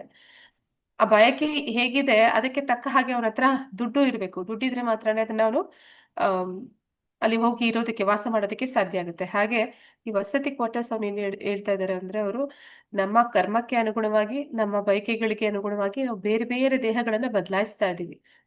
ಆದ್ರೆ ನಾವು ಬಯಕೆಗಳು ನಮ್ದು ತೀರದೆ ಇರುವಂತದ್ದು, ಅದು ಮತ್ತೆ ಮತ್ತೆ ಇನ್ನೂ ಹೆಚ್ಚು ಹೆಚ್ಚು ಬಯಕೆಗಳು ಬರ್ತಾ ಇದೆ. ಆದ್ರೆ ಅದಕ್ಕೆ ತಕ್ಕ ಹಾಗೆ ನಮ್ಮ ಕರ್ಮಗಳು ಇದ್ದಾಗ ಮಾತ್ರ ಬೇರೆ ಬೇರೆ ದೇಹಗಳು, ನಾವು ಅನ್ಕೊಂಡಂತಹ ದೇಹಗಳು ಅಂದ್ರೆ ನಾವು ಅನ್ಕೊಂಡಂತಹ ವಸತಿ ಕ್ವಾರ್ಟರ್ಸ್ಗಳು ನಾವು ಪಡ್ಕೊಳಕ್ ಆಗತ್ತೆ. ಹಾಗೆ ಹೋಲಿಕೆ ಮಾಡಿ ಹೇಳ್ತಾ ಇದ್ದಾರೆ ಅಷ್ಟೇ. ಅದು ವಿಷಯ ಅಷ್ಟೇ. ಬೇರೆ ಬೇರೆ ಜನ್ಮಗಳಲ್ಲಿ ಬೇರೆ ಬೇರೆ ದೇಹಗಳು, ಬೇರೆ ಬೇರೆ ರೂಪಗಳು ನಮ್ಗೆ ಯಾಕೆ ಸಿಗ್ತವೆ? ಹರೇ ಕೃಷ್ಣ.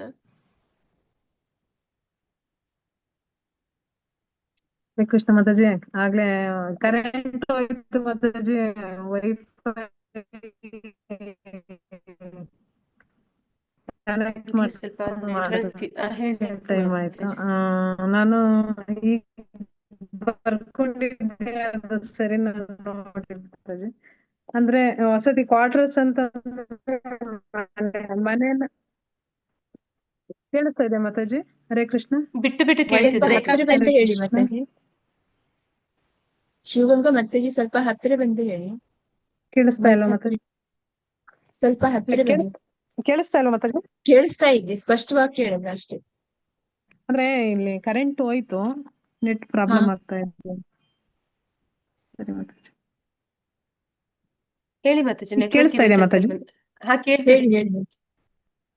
ಹಾ ಕೇಳಿಸ್ತಾ ಇದೆ ಮಾತಾಜಿ? ಹೇಳಿ ಮಾತಾಜಿ, ಕೇಳ್ತಿದೆ ಹೇಳಿ. ಅಂದ್ರೆ ಕ್ವಾರ್ಟರ್ಸ್ ಅಂತಂದ್ರೆ ಮನೆ, ಮನೆಗೆ ದೇಹ ಅಥವಾ ಕ್ಷೇತ್ರಕ್ಕೆ ಹೋಲಿಕೆ ಮಾಡತ್ತೆ ಮಾತಾಜಿ. ಅಂದ್ರೆ ವಸತಿ ಅಂದ್ರೆ ಕ್ವಾರ್ಟರ್ಸ್ ಅಂದ್ರೆ ಅದು ಒಂದು ಕಟ್ಟಿದ ವಸ್ತು. ಅದು ಕಾಲಕ್ರಮೇಣ ಅದು ಜೀರ್ಣಿಸುತ್ತದೆ, ಅಂದ್ರೆ ಕ್ಷಯವಾಗುತ್ತೆ. ಅಂದ್ರೆ ದೇಹವು ಪಂಚಭೂತಗಳಿಂದ ನಿರ್ಮಿತವಾಗಿದೆ. ಅಂದ್ರೆ ಹುಟ್ಟುತ್ತೆ, ಆಮೇಲೆ ಬೆಳೆಯುತ್ತೆ, ಆಮೇಲೆ ಕ್ಷಯ ಆಗುತ್ತೆ, ಅಂದ್ರೆ ನಾಶ ಹೊಂದುತ್ತೆ. ಅಂದ್ರೆ ಮನೆಗೆ ತಾನಾಗಿ ಅರಿವಿರಲ್ಲ. ಅಂದ್ರೆ ದೇಹಕ್ಕೂ ತಾನಾಗಿ ಚೇತನವಿಲ್ಲ. ಅಂದ್ರೆ ಬಾಡಿಗೆದಾರ, ಅಂದ್ರೆ ಜೀವಾತ್ಮ ಒಂದು ಕ್ಷೇತ್ರಜ್ಞ ಅನ್ಸುತ್ತೆ. ಅಂದ್ರೆ ಬಾಡಿಗೆದಾರ ಮನೆಗ್ ಬಂದು ಅನುಭವಿಸುತ್ತಾನೆ, ಆದ್ರೆ ಮನೆ ಆಗಲ್ಲ. ಆತ್ಮನು ದೇಹವಲ್ಲ, ಅಂದ್ರೆ ವಾಸಿಸಿ ಸುಖ ದುಃಖಗಳನ್ನು ಅನುಭವಿಸುತ್ತಾನೆ. ಆದ್ರೆ ಅದು ದೇಹವಲ್ಲ. ಅಂದ್ರೆ ಬಾಡಿಗೆದಾರನು ಅಷ್ಟೇ, ಮನೆ ಬಿಟ್ಟು ಹೋದ್ರೆ ಮನೆ ಖಾಲಿ ಆಗುತ್ತೆ. ಅಂದ್ರೆ ಆತ್ಮ ಹೋದ್ರೆ ಅದು ದೇಹ, ಅಂದ್ರೆ ಅದು ಕ್ಷೀಣಿಸುತ್ತೆ, ಅಂದ್ರೆ ಮೃತ, ಅದು ಸತ್ತೋಗುತ್ತೆ ಅನ್ನೋ ತರದಲ್ಲಿ. ಅಂದ್ರೆ ಮನೆ ಮಾಲೀಕ ಅಂದ್ರೆ ಪರಮಾತ್ಮಕ್ಕೆ ಹೋಲಿಕೆ ಮಾಡ್ಬೋದು, ಮಾಡಿದೆ ಮಾತಾಜಿ. ಅಂದ್ರೆ ಒಂದೇ ಮಾಲೀಕನಿಗೆ ಅನೇಕ ಮನೆಗಳಿರುವಂತೆ ಪರಮಾತ್ಮ ಎಲ್ಲಾ ದೇಹಗಳಲ್ಲಿಯೂ ಸಾಕ್ಷಿಯಾಗಿ ಇರುವನು. ಅಂದ್ರೆ ಆತ್ಮನಿಗೂ ದೇಹಕ್ಕೂ ಮೀರಿದ ಪರಮ ನಿಯಂತ್ರಕನು. ಒಟ್ಟಾರೆ ನಾನು ದೇಹವಲ್ಲ ಎಂಬ ಜ್ಞಾನವೇ ನಿಜವಾದ ಜ್ಞಾನ. ಅಂದ್ರೆ ದೇಹವನ್ನು ಸ್ವಂತ ಮನೆಯೆಂದು ಭಾವಿಸದೆ ತಾತ್ಕಾಲಿಕ ವಾಸಸ್ಥಾನ ಎಂದು ತಿಳಿಯಬೇಕು. ಅಂದ್ರೆ ಆತ್ಮ ಮತ್ತು ಪರಮಾತ್ಮನ ಅಭೇದ ತಿಳಿದವನು ಮೋಕ್ಷ ಮಾರ್ಗದಲ್ಲಿ ಮುಂದುವರಿಯುತ್ತಾನೆ ಅಂತ ಬರ್ಕೊಂಡಿದ್ದಾರೆ ಮಾತಾಜಿ. ಆಗುತ್ತಾ ಮಾತಾಜಿ? ಹರೇ ಕೃಷ್ಣ. ಮಾತಾಜಿ, ನಾ ಆಗ್ಲೇ ಹೇಳಿದಾಗೆ ಅದರಲ್ಲಿ ಇಷ್ಟೇ ಮಾತಾಜಿ, ಅವ್ರು ಹೇಳಕ್ ಬರ್ತಾ ಇರುತ್ತದೆ ಏನಂದ್ರೆ, ವಸತಿ ಕ್ವಾರ್ಟರ್ಸ್ ಅಂದ್ರೆ ಇಲ್ಲಿ ಬಾಡಿಗೆ ಮನೆಗಳು, ಅದು ಬೇರೆ, ಅಂದ್ರೆ ಬೇರೆ ಬೇರೆ ದೇಹಗಳು ನಾವಿರುವಂತಹ ಆತ್ಮ ಕೆಲವು ಸಮಯ ಇರುವಂತಹ ಸ್ಥಳಗಳು. ಅದು ಬೇರೆ ಬೇರೆ ಯಾಕೆ ಬದಲಾಗ್ತಾ ಇದೆ, ಮತ್ತೆ ಮತ್ತೆ ಅವನು ಇನ್ನೊಂದು ಮನೆಗೆ ಯಾಕೆ ಹೋಗ್ತಾ ಇದ್ದಾನೆ, ಅವನದು ನಿಜವಾದ ಮನೆ ಅದಲ್ಲ ಅದು. ಅದು ಅವನ ಆಸೆ ಪಟ್ಟು ಪಡ್ಕೊಳ್ತಾ ಇರುವಂತದ್ದು. ಮತ್ತೆ ಆಸೆ ಪಟ್ಟು ಪಡ್ಕೊಳ್ಳೋದಕ್ಕೆ ಅವನು ಏನಂತ ಹೇಳ್ತಾರೆ, ಪ್ರೈಸ್ ಪೇ ಮಾಡ್ಬೇಕು. ಅಂದ್ರೆ ಅದಕ್ಕೆ ಅವನು ದುಡ್ಡು ಕೊಡ್ಬೇಕು ಅಂತಂದ್ರೆ ಅವನಂತಹ ಪುಣ್ಯ ಕರ್ಮಗಳನ್ನ ಮಾಡಿರ್ಬೇಕು ಅಂತಹ ದೇಹವನ್ನ ಪಡೆಯೋದಿಕ್ಕೆ, ಅಂದ್ರೆ ಅಂತಹ ಮನೆಯಲ್ಲಿ ವಾಸ ಮಾಡೋದಿಕ್ಕೆ. ಅದನ್ನೇ ಇಲ್ಲಿ ಅಷ್ಟನ್ನೇ ಹೇಳ್ತಾ ಇರೋದು ಮಾತಾಜಿ. ಅದು ಅಂದ್ರೆ ನಾವು ಬೇರೆ ಬೇರೆ ರೂಪಗಳು ಯಾಕೆ ಬರ್ತಾ ಇದೆ, ಅದಕ್ಕೆ ಕಾರಣ ನಮ್ಮ ಬಯಕೆಗಳು ಮತ್ತೆ ಕರ್ಮಗಳು ಅಷ್ಟೇ. ಮತ್ತೆ ಬಯಕೆಗಳು ಅನ್ನುವಂಥದ್ದು ಈ ಮನುಷ್ಯನಿಗೆ ಅದು ಏನಂತ ಹೇಳ್ತಾರೆ, ಅದಕ್ಕೆ ಅನ್ಲಿಮಿಟೆಡ್, ಅಂದ್ರೆ ಅದಕ್ಕೆ ಎಲ್ಲೇನೇ ಇಲ್ಲ, ಅದಕ್ಕೆ ಕೊನೆನೇ ಇಲ್ಲ. ಆದ್ರೆ ಅದು ಬಯಸಿದ್ದೆಲ್ಲ ಪಡ್ಕೊಳ್ಳೋದಕ್ಕೆ ಅವನಿಗೆ ಯೋಗ್ಯತೆ ಬೇಕು, ಅಂತಹ ಕರ್ಮಗಳು ಮಾಡಿರ್ಬೇಕು. ಇದ್ದಾಗ ಅವನು ಆ ಸ್ಥಳಗಳಲ್ಲಿ ವಾಸ ಮಾಡೋದಕ್ಕೆ ಅವನು ಅರ್ಹನಾಗ್ತಾನೆ. ಆದ್ರೆ ಎಷ್ಟು ದಿನ ಇರ್ತಾನೆ, ಕಾಂಟ್ರಾಕ್ಟ್ ಇರುತ್ತೆ ಎಷ್ಟು ದಿನ ಅಂತ, ಅಷ್ಟು ದಿನ ಆದ್ಮೇಲೆ ಅವನು ಅದನ್ನ ಬಿಟ್ಕೊಡ್ಬೇಕಾಗತ್ತೆ. ಹಾಗೆ ನಾವು ದೇಹಗಳನ್ನ ಬದಲಾಯಿಸ್ತೀವಿ ಅನ್ನುವಂಥದ್ರ ಬಗ್ಗೆ ಮಾತ್ರನೇ ಅಷ್ಟೇನೆ ಆ ವಿಷಯ, ಅದು ಆ ಒಂದು ಸಾದೃಶ್ಯದಲ್ಲಿ ಹೇಳಿರುವಂತದ್ದು. ಇಲ್ಲಿ ಪರಮಾತ್ಮನ ವಿಚಾರ ನನ್ಗೆ ಸಿಕ್ಲಿಲ್ಲ. ಪರಮಾತ್ಮ ಅಂತಂದ್ರೆ ಕ್ವಾರ್ಟರ್ಸ್ ಓನರ್ ಅಂತಾನೆ ಹೇಳ್ಬೋದು ನೀವು. ಹೌದು ಮಾತಾಜಿ. ಓಕೆ ಮಾತಾಜಿ. ಬಿಜಿ 13 ಮನೆ ಮಾಲೀಕ ಪರಮಾತ್ಮ ಅಂದ್ರೆ ಮನೆ ಮಾಲೀಕ ಅಂತ ಬರ್ಕೊಂಡಿದ್ದು. ಮಾತಾಜಿ, ಅವನ್ ಮಾಲೀಕ. ಆದ್ರೆ ಅವನ್ಗೆ ನಾವು ಕಾಂಟ್ರಾಕ್ಟ್ ಆಗಿರುತ್ತೆ ಇಷ್ಟು ದಿನ ಅಂತ. ಅಷ್ಟ್ ದಿನ ಆದ್ಮೇಲೆ ಅವನು ಕಳಿಸ್ಬಿಡ್ತಾನೆ, ಅಲ್ಲೇ ಇಟ್ಕೊಳ್ಳಲ್ಲ ನಮ್ಮನ್ನ. ಹಂಗೆ ಅಲ್ಲಿ ನಾವು ಬಯಕೆ ಅನ್ನೋದು ನಮ್ಗೆ ಬೇಕು, ಆ ಮನೆ ಇದೇ ಮನೆ ಬೇಕು ಅಂತ ಆಸೆ ಇದೆ. ಆದ್ರೆ ಅದಕ್ಕೆ ಕೊಂಡ್ಕೊಳ್ಳೋದಕ್ಕೆ ಪುಣ್ಯ ಕರ್ಮ ಮಾಡಿರ್ಬೇಕು ನಾವು. ಆದ್ರೆ ಕರೆನ್ಸಿ ಇರ್ಬೇಕು ನಮ್ಮ ಹತ್ರ. ಇದ್ದಾಗ ಮಾತ್ರ ನಾವು ಅಲ್ಲಿ ಹೋಗಿ ಅಷ್ಟು ದಿನ ಅಂತ ಇದ್ದು ಮತ್ತೆ ಇನ್ನೊಂದು ಮನೆಗೆ ಬದಲಾಗ್ತೀವಿ ಅನ್ನುವಂಥದ್ದು. ಅಂದ್ರೆ ಹಾಗೆ ದೇಹ ಅನ್ನುವಂಥದ್ದನ್ನು ಕೂಡ ಇಷ್ಟು ಸಮಯ ಅಂತ ಇರುತ್ತೆ. ಅಷ್ಟು ಸಮಯ ಆದ್ಮೇಲೆ ನಾವು ಬೇರೆ ರೂಪವನ್ನ ಪಡ್ಕೋತೀವಿ. ಆದ್ರೆ ಅದು ಬದಲಾಗ್ತಾನೆ ಇರುತ್ತೆ. ಎಲ್ಲಿವರೆಗೂ ಬದಲಾಗ್ತಾನೆ ಇರುತ್ತೆ ಅಂತಂದ್ರೆ ನಾವು ಆ ಮಾಲೀಕನ ಮಕ್ಕಳು ಅನ್ನೋದು ಅರ್ಥ ಆಗೋರ್ಗು. ನಾವು ಮಾಲೀಕರಿಗೂ ನಮಗೂ ಸಂಬಂಧ ಇಲ್ಲ ಅನ್ನೋ ರೀತಿಯಲ್ಲಿ ಇದ್ದೀವಿ ಅಂತಂದ್ರೆ ನಾವು ಅಲ್ಲಿ ಬಾಡಿಗೆದಾರರಾಗೇ ಇರ್ತೀವಿ. ಮಾಲೀಕನ ಮಕ್ಕಳಾಗ್ಬಿಟ್ವಿ ಅಂತಂದ್ರೆ ಆ ಮನೆಯೆಲ್ಲ ನಮ್ದೇನೆ. ಅಂದ್ರೆ ಆ ರೂಪಗಳು ನಮಗ್ ಬೇಡ. ಅಂದ್ರೆ ನಾವು ಅದರಿಂದ ಆಚೆ ಇನ್ನೂ ಮಾಲೀಕರ ಮಕ್ಕಳು ಹೇಗೆ ಸ್ವತಂತ್ರವಾಗಿರ್ತಾರೆ ಹಾಗಿರ್ತೀವಿ. ಬಿಜಿ 13.20-23 ಪದ್ಯಗಳು ಮತ್ತು ಉದ್ದೇಶಗಳನ್ನು ಉಲ್ಲೇಖಿಸಿ ಜೀವಿಯು ಪ್ರಕೃತಿಯ ವಿಧಾನದಲ್ಲಿ ಹೇಗೆ ಸಿಕ್ಕಿ ಹಾಕಿಕೊಳ್ಳುತ್ತಾನೆ ಎಂಬುದನ್ನು ವಿವರಿಸಿ.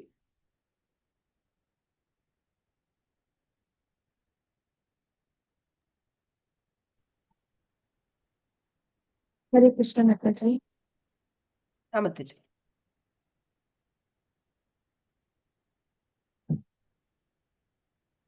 ಭೌತಿಕ ಬಯಕೆಗಳು ಪ್ರಭಾವದಡಿಯಲ್ಲಿ ಜೀವಿಯು ಕೆಲವೊಮ್ಮೆ ಹುಟ್ಟುತ್ತಾನೆ, ದೇವತೆಯಾಗಿ, ಮನುಷ್ಯನಾಗಿ, ಮೃಗವಾಗಿ, ಪಕ್ಷಿಯಾಗಿ, ಪಶುವಾಗಿ, ಜಲಚರವಾಗಿ. ಹೀಗೆ ಮನುಷ್ಯನು ಎಲ್ಲಾ ಸಂದರ್ಭಗಳಲ್ಲಿಯೂ ಜೀವಿಯು ತನ್ನನ್ನು ತನ್ನ ಜೀವನದ ಯಜಮಾನನೆಂದು ಭಾವಿಸುತ್ತಾನೆ. ಸನ್ನಿವೇಶಗಳು ಮತ್ತು ವಸ್ತುಸ್ಥಿತಿ ಹೇಗಿರುತ್ತವೆಯಾದರೂ ಅವನು ಭೌತಿಕ ಪ್ರಕೃತಿ ಮತ್ತು ಗುಣಗಳ ಪ್ರಭಾವದಲ್ಲಿ ಜೀವಿಯು ತನ್ನನ್ನು ತಪ್ಪಾಗಿ ಗುರುತಿಸಿಕೊಂಡಿದ್ದರಿಂದ ಮತ್ತು ಅವನ ಸೂಕ್ಷ್ಮ ಸ್ವಾತಂತ್ರ್ಯ ಆದ್ದರಿಂದ 3 ವಸ್ತುಗಳೊಂದಿಗೆ ಸತ್ವ ಮತ್ತೆ ರಜಸ್ಸು ಮತ್ತೆ ತಮ ಈ 3 ಸಂಬಂಧದಿಂದಾಗಿ ಕಾರಣ ಗುಣ ಸಂಕೋಚ್ಯ ಜೀವಿ ಸಿಕ್ಕಿ ಹಾಕಿಕೊಳ್ಳುತ್ತಾನೆ. ಹೀಗೆ ಅವನಿಗೆ ಈ ಕಾರಣದಿಂದ ಅವನಿಗೆ ವಿಭಿನ್ನ ದೇಹಗಳು ಸಿಗುತ್ತವೆ. ಹರೇ ಕೃಷ್ಣ ಮಾತಾಜಿ. ಹೀಗೆ ಬರ್ಕೊಂಡಿದ್ದಾರೆ ಮಾತಾಜಿ. ಶಿವಗಂಗಾ ಮಾತಾಜಿ, ನೀವು ಹೇಳ್ತೀರಾ ಮಾತಾಜಿ?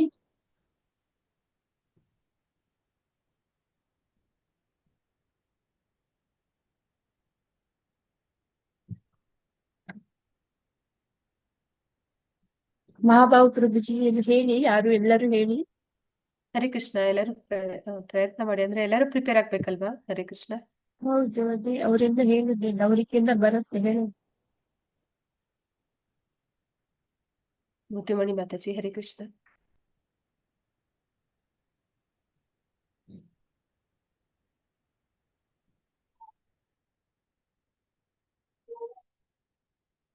ಕಾಮಾಕ್ಷಿ ಮಾತಾಜಿ, ಅಂದ್ರೆ ಎಲ್ಲ ಆನ್ ಮಾಡ್ಬಿಟ್ಟು ನೀವು ಬೇರೆ ಕೆಲ್ಸದಲ್ಲಿ ಬ್ಯುಸಿ ಇದ್ದೀರಾ? ಹರೇ ಕೃಷ್ಣ.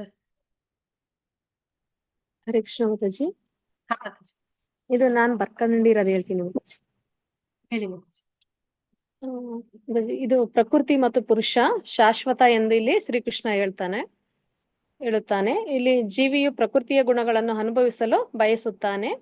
ಗುಣಸಂಗದಿಂದ ಪುನರ್ಜನ್ಮಗಳು ಉಂಟಾಗುತ್ತವೆ. ಪರಮಾತ್ಮನ ಸಾಕ್ಷಿಯಾಗಿ ದೇಹದಲ್ಲೇ ಇರುತ್ತಾನೆ. ಅಜ್ಞಾನದಿಂದ ಜೀವಿ ಬಂಧಿತನಾಗುತ್ತಾನೆ, ಜ್ಞಾನದಿಂದ ಜೀವಿ ಮುಕ್ತನಾಗುತ್ತಾನೆ ಅಂತೇಳಿ ಇಲ್ಲಿ ಬರ್ಕೊಂಡಿರೋದು. ಸೊ ಈಗ ಏನು ಆತ್ಮ ಮಾಡುತ್ತೆ ಅಂತಂದ್ರೆ, ಆತ್ಮಕ್ಕೆ ಇರುವಂತ ಸ್ವಾತಂತ್ರ್ಯ, ಅಲ್ಪ ಸ್ವಾತಂತ್ರ್ಯ, ಬಯಕೆ. ಆದ್ರೆ ಬಯಕೆ ಅನ್ನುವಂಥದ್ದು ಯಾವ ರೀತಿಯದಾಗಿರ್ಬೇಕು ಅನ್ನೋದ್ರ ಮೇಲೆ ಡಿಪೆಂಡ್ ಆಗುತ್ತೆ. ಬಯಕೆ ಅನ್ನುವಂಥದ್ದು ಕೆಳಮಟ್ಟದ್ದು ಆಗಿದ್ರೆ, ಅಂದ್ರೆ ಒಡೆತನ ಸಾಧಿಸ್ಬೇಕು, ತಾನು ಸ್ವತಂತ್ರವಾಗಿ ಭೋಗಿಸ್ಬೇಕು, ಈ ರೀತಿಯ ಮನಸ್ಥಿತಿ ಇದ್ದಾಗ ಆತ್ಮ ಬಂದು ಭೌತಿಕ ಜಗತ್ತಿಗೆ ಅದನ್ನ ಕಳಿಸ್ಕೊಡ್ತಾರೆ, ಅದರ ಆಸೆಗಳನ್ನ ಈಡೇರಿಸ್ಕೊಳ್ಳೋಕೆ. ಇಲ್ಲಿ ಈಡೇರಿಸ್ಕೊಳ್ಳೋಕೆ ಬಂದಾಗ ಏನಾಗುತ್ತೆ, ತ್ರಿಗುಣಗಳ ಸಂಪರ್ಕ ಆಗುತ್ತೆ. ಯಾವಾಗ ತ್ರಿಗುಣಗಳ ಸಂಪರ್ಕ ಆಗುತ್ತೆ, ಕೂಡಲೇ ಅದು ತನ್ನ ಮೇಲೆ ತನ್ನ ನಿಯಂತ್ರಣವನ್ನ ಅದು ಕಳ್ಕೊಳ್ಳುತ್ತೆ. ಆಗ ಈ 3 ಗುಣಗಳಿಗೆ ತಕ್ಕ ಹಾಗೆ ಅದು ಕಾರ್ಯಗಳನ್ನ ಮಾಡಕ್ಕೆ ಶುರು ಮಾಡುತ್ತೆ. ಆದ್ರೆ ಆ ಒಂದು ಆತ್ಮದ ಕೈಯಲ್ಲಿ ಏನೆಲ್ಲ ಕೆಲಸಗಳು ನಡೀತಿದೆ ಅದೆಲ್ಲ ಕೂಡ ಪ್ರಕೃತಿ ಮಾಡ್ತಾ ಇರುತ್ತೆ. ಆದ್ರೆ ಆತ್ಮ ತಿಳ್ಕೊಳ್ಳುತ್ತೆ ನಾನೇ ಮಾಡ್ತಾ ಇದ್ದೀನಿ ಅಂತ. ಅಂದ್ರೆ ತನ್ನನ್ನ ದೇಹದ ಜೊತೆಗೆ ಗುರ್ತಿಸ್ಕೊಳ್ಳೋಕೆ ಪ್ರಾರಂಭ ಮಾಡುತ್ತೆ. ತನ್ನ ಅಸ್ತಿತ್ವವನ್ನ ತಾನು ಮರೆತು ಬಿಡುತ್ತೆ. ಕೊನೆಗೆ ಪರಮಾತ್ಮ ಏನ್ ಮಾಡ್ತಾನೆ, ಅವನು ಈ ಆತ್ಮವನ್ನ ಮತ್ತೆ ವಾಪಸ್ ತನ್ನ ಸ್ವರೂಪ ಸ್ಥಿತಿಗೆ ಕರ್ಕೊಂಡು ಹೋಗ್ಬೇಕು. ಅದಕ್ಕಾಗಿ ಅದ್ರ ಜೊತೆಯಲ್ಲಿ ಅವನು ಭೌತಿಕ ಜಗತ್ತಿನಲ್ಲಿ ಇರುವಷ್ಟು ಸಮಯ ಆ ಪರಮಾತ್ಮ ಆತ್ಮನ ಜೊತೆಯಲ್ಲೇ ಇರ್ತಾನೆ. ಆಮೇಲೆ ಏನಾಗುತ್ತೆ, ಆತ್ಮ ಅವನು ಯಾವಾಗ ಹಿಂದಕ್ಕೆ ತಿರುಗಿ ನೋಡ್ತಾನೆ, ನಾನು ಯಾರು, ನಾನು ಯಾಕೆ ಇಲ್ಲಿದ್ದೀನಿ, ನಾನು ದೇಹನ ಆತ್ಮನ ಈ ಜ್ಞಾನವನ್ನೆಲ್ಲ ಗುರುವಿನ ಮೂಲಕ ಅಥವಾ ಭಕ್ತರ ಸಂಘದಲ್ಲಿ ಅವನು ತಿಳ್ಕೊಳ್ಳೋಕೆ ಪ್ರಯತ್ನ ಪಟ್ಟಾಗ ಮಾತ್ರ ಅವನ್ಗೆ ಅಲ್ಲಿಂದ ಬಿಡುಗಡೆ ಆಗುತ್ತೆ. ಇಲ್ಲ ಅಂತಂದ್ರೆ ಅವನು ಈ 3 ಗುಣಗಳಲ್ಲಿ ಸಿಕ್ಕಿಕೊಂಡು ಅವನು ನರಳ್ತಾ ಇರ್ತಾನೆ. ಅಂದ್ರೆ ಬೇರೆ ಬೇರೆ ರೂಪಗಳನ್ನ, ಬೇರೆ ಬೇರೆ ದೇಹಗಳನ್ನ ಪಡಿತಾ ತನ್ನ ನಾಶ ಆಯ್ತು, ತನ್ನ ಹುಟ್ಟಾಯ್ತು ಅಂತ ಹೇಳಿ ಅವನು ಅನ್ಕೋತಾ ಹೋಗ್ತಾನೆ, ನಾನು ಹುಟ್ಟಿದ್ದೀನಿ, ನಾನು ಸಾಯ್ತಾ ಇದ್ದೀನಿ ಅಂತ ಹೇಳಿ. ಶ್ರೀಕೃಷ್ಣ. ಓಕೆ, 13.5 ಉದ್ದೇಶದಲ್ಲಿ ಹೇಳಿರುವಂತೆ ಬ್ರಹ್ಮನ್ ಸಾಕ್ಷಾತ್ಕಾರದ 5 ಹಂತಗಳನ್ನು ಪಟ್ಟಿ ಮಾಡಿ ಮತ್ತು ಕ್ಷೇತ್ರ ಮತ್ತು ಕ್ಷೇತ್ರಜ್ಞ.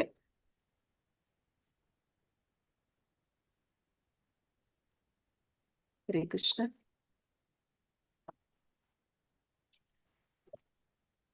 ಯಾವುದು 5 ಹಂತಗಳು ಬ್ರಹ್ಮನ್ ಸಾಕ್ಷಾತ್ಕಾರದ? ಹರೇ ಕೃಷ್ಣ ಮಾತಾಜಿ. ಅನ್ನಮಯ, ಪ್ರಾಣಮಯ, ಮನೋಮಯ, ವಿಜ್ಞಾನಮಯ, ಆನಂದಮಯ 5 ಹಂತಗಳು. ಮತ್ತೆ ಕ್ಷೇತ್ರಜ್ಞ?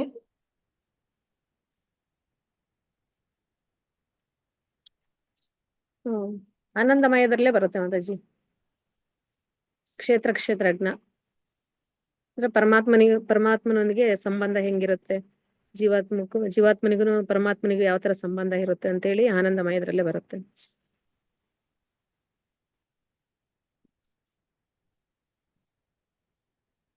ಆತ್ಮ ಮತ್ತು ಪರಮಾತ್ಮನಿಗೆ ಯಾವ ತರ ಸಂಬಂಧ ಇದೆ ಅಂತ.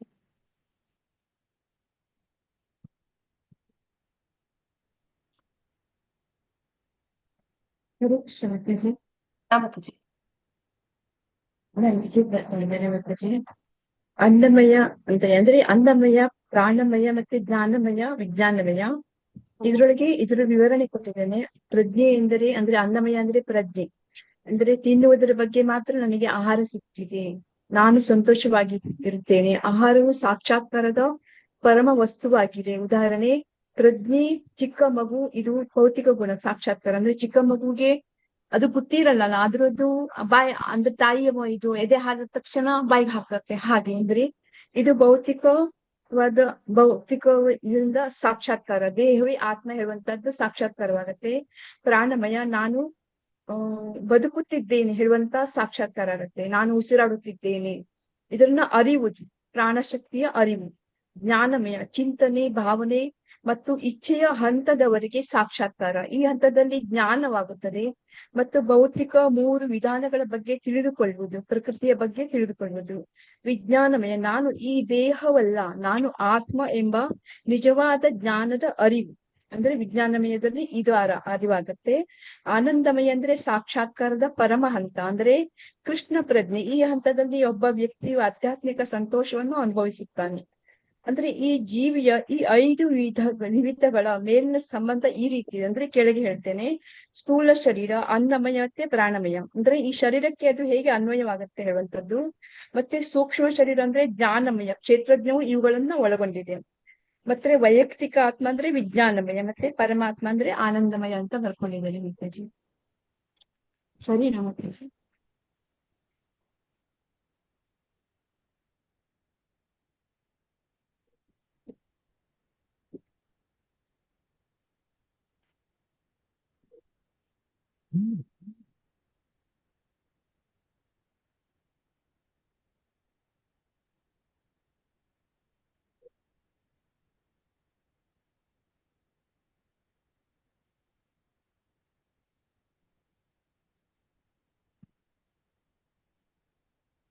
ಶಿವರ್ಣ ಮಾತಾಜಿ, ಮುದ್ದುಮಣಿ ಮಾತಾಜಿ ಎಲ್ಲ ಹೇಳಿ ನೀವೆಲ್ಲ.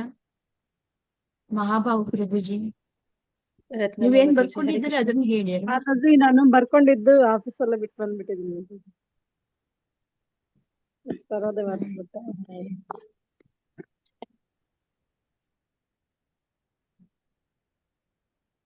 ಹರೇ ಕೃಷ್ಣ ಮಾತಾಜಿ. ಮಾತಾಜಿ. ಇದು 5ನೇ ಶ್ಲೋಕದಲ್ಲಿ ದೇವೋತ್ತಮ ಪರಮ ಪುರುಷನು ಸ್ವಭಾವತಃ ಆನಂದಮಯ ಎಂದು ಇಲ್ಲಿ ವರ್ಣಿಸಿದ್ದಾರೆ. ಅವನು ದಿವ್ಯ ಆನಂದವನ್ನು ಅನುಭವಿಸ್ಕೋಸ್ಕರ ಅವನು ವಿಜ್ಞಾನಮಯ, ಪ್ರಾಣಮಯ, ಜ್ಞಾನಮಯ ಮತ್ತು ಅನ್ನಮಯಗಳಿಗೆ ವಿಸ್ತರಿಸಿಕೊಳ್ತಾನೆ ಅಂತೇಳಿ ಇಲ್ಲಿ ಹೇಳಿದ್ದಾರೆ ಮಾತಾಜಿ. ಕಾರ್ಯಕ್ಷೇತ್ರದಲ್ಲಿ ಜೀವಿಯನ್ನೇ ಭೋಕ್ತ ಎಂದು ಪರಿಗಣಿಸಲಾಗುತ್ತದೆ. ಆನಂದಮಯನು ಅವನಿಗಿಂತ ಭಿನ್ನ ಅಂತ ಇಲ್ಲಿ ಹೇಳಿದ್ದಾರೆ. ಹೀಗೆಂದರೆ ಜೀವಿಯು ಆನಂದಮಯನಲ್ಲಿ ಹೊಂದಿಕೊಂಡು ಸವಿಯಲು ನಿಶ್ಚಯಿಸಿದರೆ ಅವನು ಪರಿಪೂರ್ಣನಾಗುತ್ತಾನೆ ಎಂದು ಅರ್ಥ. ಪರಮ ಪ್ರಭುವು ಪರಮ ಕ್ಷೇತ್ರಜ್ಞ, ಜೀವಿಯು ಅಧೀನ ಕ್ಷೇತ್ರಜ್ಞ. ಕ್ಷೇತ್ರದ ಸ್ವರೂಪ ಇವುಗಳ ಯಥಾರ್ಥ ಚಿತ್ರ ಇದು. ಈ ಸತ್ಯವನ್ನು ವೇದಾಂತ ಸೂತ್ರ ಅಥವಾ ಬ್ರಹ್ಮ ಸೂತ್ರದಲ್ಲಿ ಹುಡುಕಿಕೊಳ್ಬೇಕಾಗುತ್ತೆ ಅಂತ ಇಲ್ಲಿ ಹೇಳಿದ್ದಾರೆ ಮಾತಾಜಿ. ಮಾತಾಜಿ, ಈಗ ನೀವು 3 ಹಂತಗಳನ್ನ ಎಕ್ಸ್ಪ್ಲೇನ್ ಮಾಡ್ಬೇಕು. ಅಂದ್ರೆ ಅನ್ನಮಯ ಕೋಶ ಅಂತಂತ ಬಂದಾಗ ನೀವು ದೇಹದ ಹಂತದಲ್ಲಿ ಇರುವಂತಹ ಜೀವಾತ್ಮ, ಅಂದ್ರೆ ಅವನು ದೇಹನೇ ತಾನು ಅಂತ ತಿಳ್ಕೊಂಡಂತವನು ತನ್ನ ಆಹಾರ ನಿದ್ರಾ ಭಯಮೈಥುನದಲ್ಲಿ ಪ್ರಾಣಿಗಳ ಹಾಗೆ ಇರ್ತಾನೆ. ಅಂದ್ರೆ ಅವನಿಗೆ ಒಂದು ಹೆದರಿಕೆ ಇರುತ್ತೆ, ಅಂದ್ರೆ ಯಾರಿಂದ ನನ್ಗೇನು ಅಪಾಯ ಆಗ್ಬೋದು ಅನ್ನುವಂಥದ್ದು. ಇನ್ನೊಂದು, ಆಹಾರ ತಿಂದ್ರೆ ಸಾಕು ನನ್ನ ದೇಹ ಕಾಪಾಡ್ಕೋಬಹುದು ಅಂತ ಯೋಚನೆ ಮಾಡ್ತಾ ಇರುತ್ತೆ ಈ ಪ್ರಾಣಿಗಳು. ಅಥವಾ ಮಾತಾಜಿ ಹೇಳಿದ ಹಾಗೆ ಚಿಕ್ಕ ಮಕ್ಕಳು, ಅಂದ್ರೆ ಅದಕ್ಕೆ ಊಟ ಬೇಕಷ್ಟೇ, ಅದರಿಂದ ಆಚೆಗೆ ಅದೇನು ಯೋಚನೆ ಮಾಡೋದಿಲ್ಲ. ನಂತರ ಪ್ರಾಣಮಯ ಕೋಶದಲ್ಲಿ ಬಂದಾಗ ಅವನು ತನ್ನ ಅಸ್ತಿತ್ವಕ್ಕಾಗಿ ಹೋರಾಡ್ತಾನೆ. ಅಂದ್ರೆ ಅಲ್ಲಿ ಅವನಿಗೆ ಊಟ ಸಿಕ್ಕಿದ್ರೆ ಸಾಕು, ಅಂದ್ರೆ ನಾಗರಿಕ ಜೀವನ ಮಾಡ್ಬೇಕು, ಅವನು ಸಮಾಜದಲ್ಲಿ ತನಗೊಂದು ಪ್ರತಿಷ್ಠೆ ಬೇಕು, ತನಗೊಂದು ಸ್ಥಾನಮಾನ ಬೇಕು, ಅದನ್ನ ಯೋಚನೆ ಮಾಡ್ತಾನೆ. ನಂತರ ಮನೋಮಯ ಅಂತಂದಾಗ ಮನಸ್ಸಿನ ಹಂತದಲ್ಲಿ ಅವನ ಒಂದು ಇರುವಂತದ್ದು, ಅಂದ್ರೆ ಅವನು ಆನಂದವನ್ನ ಮನಸ್ಸಿನ ಹಂತದಲ್ಲಿ ಹುಡ್ಕೋದಕ್ಕೆ ಪ್ರಯತ್ನ ಮಾಡ್ತಾನೆ. ಅಂದ್ರೆ ಈಗ ಆ ಪುಟ್ಟ ಮಗುಗೆ ಹಾಲು ಸಿಕ್ಕಿದ್ರೆ ಆ ಸಮಯಕ್ಕೆ ಅದು ಖುಷಿಯಾಗಿರುತ್ತೆ. ಅದೇ ಅಸ್ತಿತ್ವದ ಹೋರಾಟ ಮಾಡ್ತಾ ಇರುವಂತವನಿಗೆ ಸಮಾಜದಲ್ಲಿ ಒಂದು ಸ್ಥಾನ, ಒಂದು ಹೆಸರು ಸಿಕ್ಕಿದ್ರೆ ಅವನಿಗೆ ಆನಂದ ಸಿಗುತ್ತೆ. ಯಾರು ಮನಸ್ಸಿನ ಹಂತದಲ್ಲಿದ್ದಾನೆ ಅವನು ಈ ಒಂದು ಕಾವ್ಯಗಳನ್ನ ರಚನೆ ಮಾಡುವಂಥದ್ದು ಅಥವಾ ವೇದಾಧ್ಯಯನ ಮಾಡುವಂಥದ್ದು ಅಥವಾ ಇನ್ಯಾವುದೋ ಒಂದು ಸಂಗೀತ ಸಾಹಿತ್ಯ ಅಥವಾ ಇನ್ಯಾವುದೋ ಒಂದು ಮನಸ್ಸಿಗೆ ಖುಷಿ ಕೊಡುವಂತಹ ಒಂದು ಕಾರ್ಯಗಳಲ್ಲಿ ತೊಡಗಿರ್ತಾನೆ. ನಂತರ ಬರುವಂತದ್ದು ವಿಜ್ಞಾನಮಯ ಅಂತಂದ್ರೆ ಇಲ್ಲಿ ಅವನು ಏನು ಜ್ಞಾನವನ್ನ ಪಡ್ಕೊಂಡಿದ್ದಾನೆ ಅದನ್ನ ಪ್ರಾಯೋಗಿಕವಾಗಿ ಅವನು ಈ ವಿಜ್ಞಾನಿಗಳೆಲ್ಲ ಬರ್ತಾರೆ ಅಲ್ಲಿಗೆ, ಅದರಲ್ಲೇ ಬರ್ತಾರೆ. ಅವ್ರೇನ್ ಮಾಡ್ತಾರೆ, ಪ್ರಾಯೋಗಿಕವಾಗಿ ಅದನ್ನ ಪ್ರೂವ್ ಮಾಡ್ತಾರೆ, ಹೌದು ಇದು ಹೀಗೆ ಇದೆ ಅಂತ. ಅದು ಸಕ್ಸಸ್ ಆದಾಗ ಅವ್ರಿಗೆ ಖುಷಿ ಸಿಗುತ್ತೆ. ನಂತರ ಬರುವಂತದ್ದು ಆನಂದಮಯ ಅನ್ನುವಂಥದ್ದು ಆತ್ಮದ ನೆಲೆಯಲ್ಲಿ ಬರುವಂತದ್ದು. ಅದು ಏನಂತ ಹೇಳ್ತಾರೆ, ಅನ್ಲಿಮಿಟೆಡ್ ಅಂತಂದ್ರೆ ಅದಕ್ಕೆ ಕೊನೆ ಎಲ್ಲೆ ಅನ್ನುವಂಥದ್ದೇ ಇಲ್ಲ. ವಾಸ್ತವವಾಗಿ ನಿಜವಾಗ್ಲೂ ಕೂಡ ಆನಂದ ಅನ್ನುವಂಥದ್ದು ನಮ್ಗೆ ಸಿಗುವಂಥದ್ದು ಆತ್ಮದ ನೆಲೆಯಲ್ಲಿ ಮಾತ್ರ. ಅದೇ ಶಾಶ್ವತವಾದದ್ದು. ಯಾಕಂದ್ರೆ ಅದು ಆತ್ಮದ ಸ್ವಭಾವ. ಆನಂದಮಯೋ ಅಭ್ಯಾಸ ಅಂತ ಹೇಳ್ತಾರೆ. ಹಾಗಂದ್ರೆ ಆತ್ಮ ಪರಮಾತ್ಮ ಎಲ್ಲರೂ ಕೂಡ ಯಾವಾಗ್ಲೂ ಕೂಡ ಆನಂದದಲ್ಲಿಯೇ ಇರ್ತಾರೆ ಅಂತ. ಅದು ಅದರ ಸ್ವಭಾವ ಅಂತ. ಆದ್ರೆ ಆ ಸ್ವಭಾವ ಹಂತದಲ್ಲಿ ಅವನಿಗೆ ಯಾವಾಗ ಅದು ಸಿಗುತ್ತೆ ಅಂತಂದ್ರೆ ಅವನು ಆಧ್ಯಾತ್ಮಿಕ ವಿಚಾರಗಳಲ್ಲಿ ತನ್ನನ್ನ ತಾನು ತಿಳ್ಕೊಂಡಾಗ, ಅರ್ಥ ಮಾಡ್ಕೊಂಡಾಗ, ಮತ್ತೆ ತನ್ನನ್ನ ತಾನು ಸರಿಯಾದ ಸ್ವರೂಪವನ್ನ ತಿಳ್ಕೊಂಡು ಆ ಪರಮಾತ್ಮನ ಸೇವೆಯಲ್ಲಿ ತಾನು ತೊಡಗಿದಾಗ, ಪರಮಾತ್ಮನ ಜೊತೆ ಸಂಪರ್ಕವನ್ನು ಏರ್ಪಡಿಸ್ಕೊಂಡಾಗ ಅವನ್ಗೆ ಆ ಆನಂದ ಅನ್ನುವಂಥದ್ದು ವಾಸ್ತವವಾದದ್ದು ಅದು ಸಿಗುತ್ತೆ. ಮತ್ತೆ ಇಲ್ಲಿ ಕ್ಷೇತ್ರಜ್ಞ ಆ ವಿಚಾರವನ್ನ ಹೇಳುವಾಗ ಈ ದೇವೋತ್ತಮ ಪರಮ ಪುರುಷ ಅವನೇ ಪರಮ ಕ್ಷೇತ್ರಜ್ಞ. ಆಗ್ಲೇ ಹೇಳಿದಾಗೆ ಏನದು ವಸತಿ ಗೃಹಗಳ ಬಗ್ಗೆ ಹೇಳಿದ್ವಲ್ಲ, ಹಾಗೆ ಅದರ ಓನರ್ ಅವನು, ಎಲ್ಲಾ ಕ್ಷೇತ್ರಗಳ ಓನರ್ ನಿಜವಾಗ್ಲೂ ಅವನೇನೆ. ಮತ್ತೆ ಅಧೀನ ಕ್ಷೇತ್ರಜ್ಞ ಅಂತಂದ್ರೆ ನಾವು ಅಲ್ಲಿ ಇಂತಿಷ್ಟು ಸಮಯ ಇರೋದಕ್ಕೆ ಅಂತ ಬಂದಿರುವಂತವ್ರು ಆ ಒಂದು ವಸತಿ ಗೃಹಗಳಲ್ಲಿ. ಅದೇ ರೀತಿ ಬರುವಂತದ್ದು ನೆಕ್ಸ್ಟ್ ಆ ಕ್ಷೇತ್ರದ ಸ್ವರೂಪ ಅಂದ್ರೆ ದೇಹ ಅನ್ನುವಂಥದ್ದು ಏನು, ಮತ್ತೆ ಆತ್ಮ ಅನ್ನುವಂಥದ್ದು ಏನು, ಆತ್ಮದ ನಿಜವಾದ ಸ್ವರೂಪ ಯಾವುದು, ಇದನ್ನೆಲ್ಲ ತಿಳ್ಕೊಳ್ಳುವಂಥದ್ದು ಈ ಬ್ರಹ್ಮಪುಚ್ಛ ಅಂತ ಇದನ್ನ ಒಟ್ಟಾರೆಯಾಗಿ ಕರೀತಾರೆ. ಇದರ ಉದ್ದೇಶ ಅಂದ್ರೆ ಆನಂದ ಅನ್ನುವಂಥದ್ದನ್ನ ಒಂದು ಜೀವಾತ್ಮ ಅವನು ಅದನ್ನ ಬಯಸಿನೇ ಈ ಭೌತಿಕ ಜಗತ್ತಿಗೆ ಬಂದಿರುವಂಥದ್ದು. ಅದನ್ನ ಅವನು ಯಾವ ಯಾವ ಹಂತಗಳಲ್ಲಿ ಅದನ್ನ ಕಂಡುಕೊಳ್ತಾನೆ ಅನ್ನುವಂಥದ್ದು. ಯಾವ ಹಂತದಲ್ಲಿ ಅವನು ಕಂಡುಕೊಂಡ್ರೆ ಅದು ಏನಂತ ಹೇಳ್ತಾರೆ, ಶಾಶ್ವತವಾದ ಆನಂದ ಅನ್ನುವಂಥದ್ದು ಅವನಿಗೆ ಸಿಗೋದಿಕ್ಕೆ ಸಾಧ್ಯ ಇದೆ ಅನ್ನುವಂಥದ್ದು ಇದರ ಉದ್ದೇಶ ಅಷ್ಟೇ. ಹರೇ ಕೃಷ್ಣ.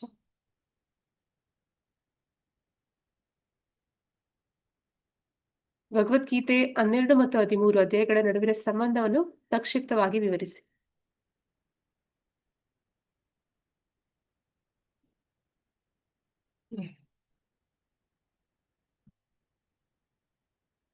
ಹರೇ ಕೃಷ್ಣ.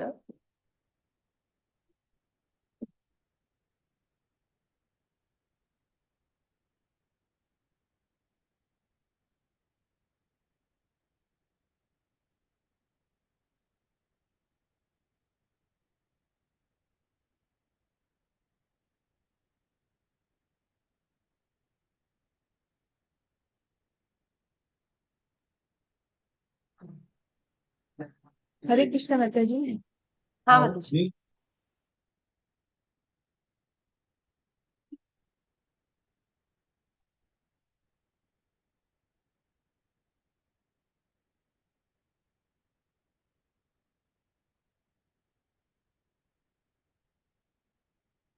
ಹೇಳಿ ಮಾತಾಜಿ.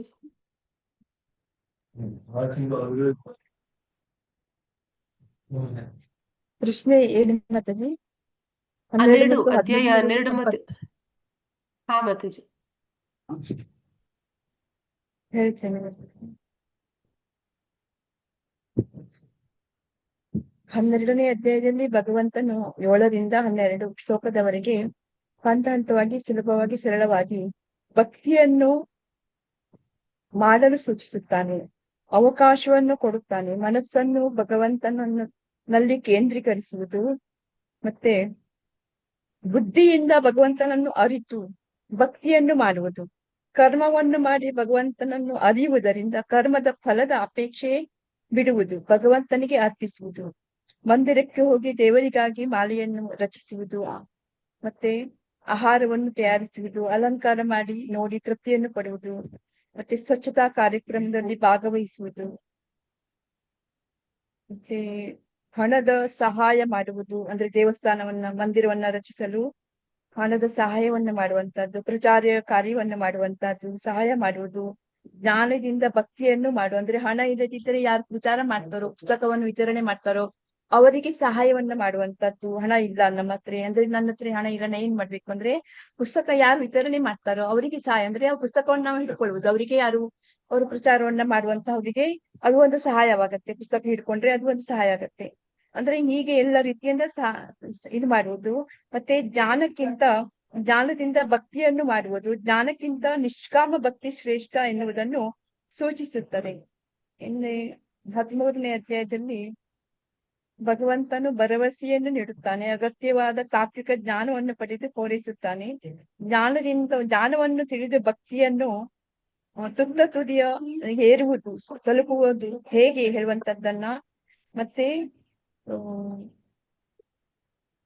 ಭಗವಂತನಿಗೆ ಶರಣಾಗುವುದು, ಮತ್ತೆ ಎಲ್ಲರನ್ನು ಆದ್ರೆ 13ನೇ ಅಧ್ಯಾಯದಲ್ಲಿ ಕ್ಷೇತ್ರದ ಬಗ್ಗೆ ಹೇಳ್ತಾರಲ್ಲ ಮಾತಾಜಿ. ಹಾ ಮಾತಾಜಿ. ಅಂದ್ರೆ ಇದ್ರೊಳಗೆ ಏನ್ ಹೇಳ್ತಾರೆ ಅಂದ್ರೆ ಎಲ್ಲವನ್ನು ಭಗವಂತನಿಗೆ ಶರಣ ಹಾಕೊಂಡು ನಾವು 4 ಚಕ್ರ ಅಂದ್ರೆ ಜನ್ಮ ಮತ್ತು ಜರಾವ್ಯಾಧಿ ಆ ಚಕ್ರದಿಂದ ಹೇಗೆ ನಾವು ಬಿಡುಗಡೆಯನ್ನ ಪಡೆಯುವಂತದ್ದು ಹೇಳುವಂತದ್ದನ್ನ ತಿಳಿದುಕೊಳ್ಳಿಕ್ಕಾಗತ್ತೆ ಮಾತಾಜಿ. ಕ್ಷೇತ್ರಜ್ಞ, ಪ್ರಕೃತಿ ಪುರುಷ, ಕ್ಷೇತ್ರಜ್ಞ ಇಷ್ಟೇ ಬರ್ಕೊಂಡಿದ್ದೇನೆ. ಶಿವಗಂಗಾ ಮಾತಾಜಿ ನೀವೇನ್ ಬರ್ಕೊಂಡಿದ್ದೀರಾ ಮಾತಾಜಿ? ಮಾತಾಜಿ ನಾನು 12ನೇ ಅಧ್ಯಾಯದಲ್ಲಿ ಪರಮಾತ್ಮನಿಗೆ ಭಕ್ತಿಯೊಂದಿಗೆ ಶರಣಾಗುವ ಮಾರ್ಗದರ್ಶನವಿದೆ. ಸಾಕಾರ ಭಕ್ತಿ ಮತ್ತು ನಿರಾಕಾರ ಭಕ್ತಿಗಳ ಹೋಲಿಕೆ ಇದೆ. ಹಾಗೆಯೇ ಭಕ್ತನ ಗುಣಲಕ್ಷಣಗಳಾದ ಅದ್ವೇಷ, ಕರುಣೆ, ವಿನಯ, ಸಮತ್ವವನ್ನು ವಿವರಿಸಲಾಗಿದೆ. 13ನೇ ಅಧ್ಯಾಯದಲ್ಲಿ ಕೃಷ್ಣನು ತತ್ವಜ್ಞಾನವನ್ನು ಬೋಧಿಸುತ್ತಾನೆ.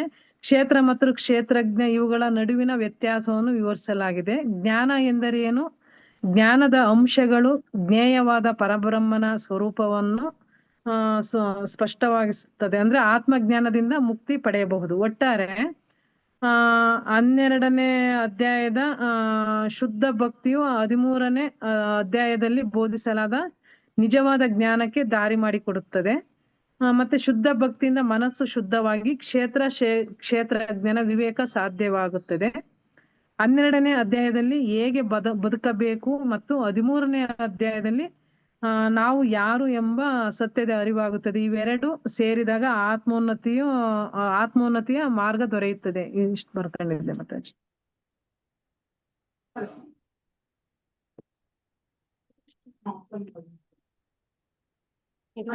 ಇದ್ರಲ್ಲೇ ಸಿಗ್ತಾ ಇದೆ ಮಾತಾಜಿ. ಫಸ್ಟ್ 2 ಶ್ಲೋಕಾಸ್ ಕೊನೆ ಪ್ಯಾರಾಗ್ರಾಫ್ ಅಲ್ಲೇ ಕೊಟ್ಟಿದ್ದಾರೆ. ಅಂದ್ರೆ ಮೊದಲ 6 ಅಧ್ಯಾಯ ಬಿಡಿ, ಆಮೇಲೆ 6 ಅಧ್ಯಾಯಗಳ ಬಗ್ಗೆ ಹೇಳ್ತಾರೆ. ಮಧ್ಯದ 6 ಅಧ್ಯಾಯಗಳಲ್ಲಿ ದೇವೋತ್ತಮ ಪರಮ ಪುರುಷ ಮತ್ತೆ ಭಕ್ತಿ ಸೇವೆ ವಿಷಯ ವ್ಯಕ್ತಿಗತ ಆತ್ಮರಿಗೂ ಪರಮಾತ್ಮನಿಗೂ ಇರುವ ಸಂಬಂಧವನ್ನು ವರ್ಣಿಸಿದೆ. ದೇವೋತ್ತಮ ಪರಮ ಪುರುಷನ ಉನ್ನತ ಸ್ಥಾನವನ್ನು, ವ್ಯಕ್ತಿಗತ ಆತ್ಮದ ಕೆಳಗಿನ ಸ್ಥಾನವನ್ನು ಈ ಅಧ್ಯಾಯದಲ್ಲಿ ಖಚಿತವಾಗಿ ವ್ಯಾಖ್ಯಾನಿಸಿದೆ. ಜೀವಿಯು ಎಲ್ಲಾ ಸನ್ನಿವೇಶದಲ್ಲಿ ಅಧೀನರು, ಆದರೆ ತಮ್ಮ ವಿಸ್ತರಣೆಯಿಂದ ಅವರು ನೋವನ್ನು ಅನುಭವಿಸುತ್ತಾರೆ.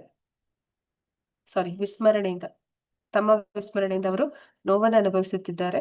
ಪುಣ್ಯ ಕಾರ್ಯಗಳಿಂದ ಅವರಿಗೆ ಜ್ಞಾನೋದಯವಾದಾಗ ಅವರು ಬೇರೆ ಬೇರೆ ಸ್ಥಿತಿಗಳಲ್ಲಿ ಪರಮಪ್ರಭುವಿನ ಬಳಿಗೆ ಹೋಗುತ್ತಾರೆ. ನೋವಿನಲ್ಲಿರುವವರು, ಹಣದ ಅಗತ್ಯ ಇರುವವರು, ಕುತೂಹಲಿಗಳು, ಜ್ಞಾನದ ಅನ್ವೇಷಣೆಯಲ್ಲಿ ಇರುವವರು ಹೀಗೆ ಪರಮಪ್ರಭುವಿನ ಬಳಿಗೆ ಸಾಗುತ್ತಾರೆ. ಇದನ್ನು ವರ್ಣಿಸಲಾಗಿದೆ. 13ನೇ ಅಧ್ಯಾಯದಲ್ಲಿ ಜೀವಿಗೆ ಹೇಗೆ ಐಹಿಕ ಪ್ರಕೃತಿಯ ಸಂಪರ್ಕವು ಬರುತ್ತದೆ ಮತ್ತು ಫಲಾಪೇಕ್ಷೆ ಇರುವ ಕರ್ಮ, ಜ್ಞಾನದ ಬೆಳವಣಿಗೆ ಮತ್ತು ಭಕ್ತಿ ಸೇವೆ ಇವುಗಳ ವಿವಿಧ ವಿಧಾನಗಳ ಮೂಲಕ ಪರಮಪ್ರಭು ಜೀವಿಯನ್ನು ಹೇಗೆ ಉದ್ಧಾರ ಮಾಡುತ್ತಾನೆ ಎನ್ನುವುದನ್ನ ವಿವರಿಸಲಾಗಿದೆ. ಜೀವಿಯು ಐಹಿಕ ದೇಹದಿಂದ ಸಂಪೂರ್ಣವಾಗಿ ಭಿನ್ನನಾದರೂ ಹೇಗೋ ಅದರ ಸಂಬಂಧ ಪಡೆಯುತ್ತಾನೆ, ಇದನ್ನು ವಿವರಿಸಲಾಗಿದೆ. 13 ಮತ್ತೆ 12 ಮಾತಾಜಿ ಇದು 13ರಲ್ಲಿ ಎಷ್ಟನೇ ಶ್ಲೋಕ ಮಾತಾಜಿ? ಮಾತಾಜಿ ಇದು ಮೊದಲ 2 ಶ್ಲೋಕಗಳಲ್ಲಿ ಕೊನೆ ಪ್ಯಾರಾಗ್ರಾಫ್ ಅದು ಭಾವಾರ್ಥದಲ್ಲಿ.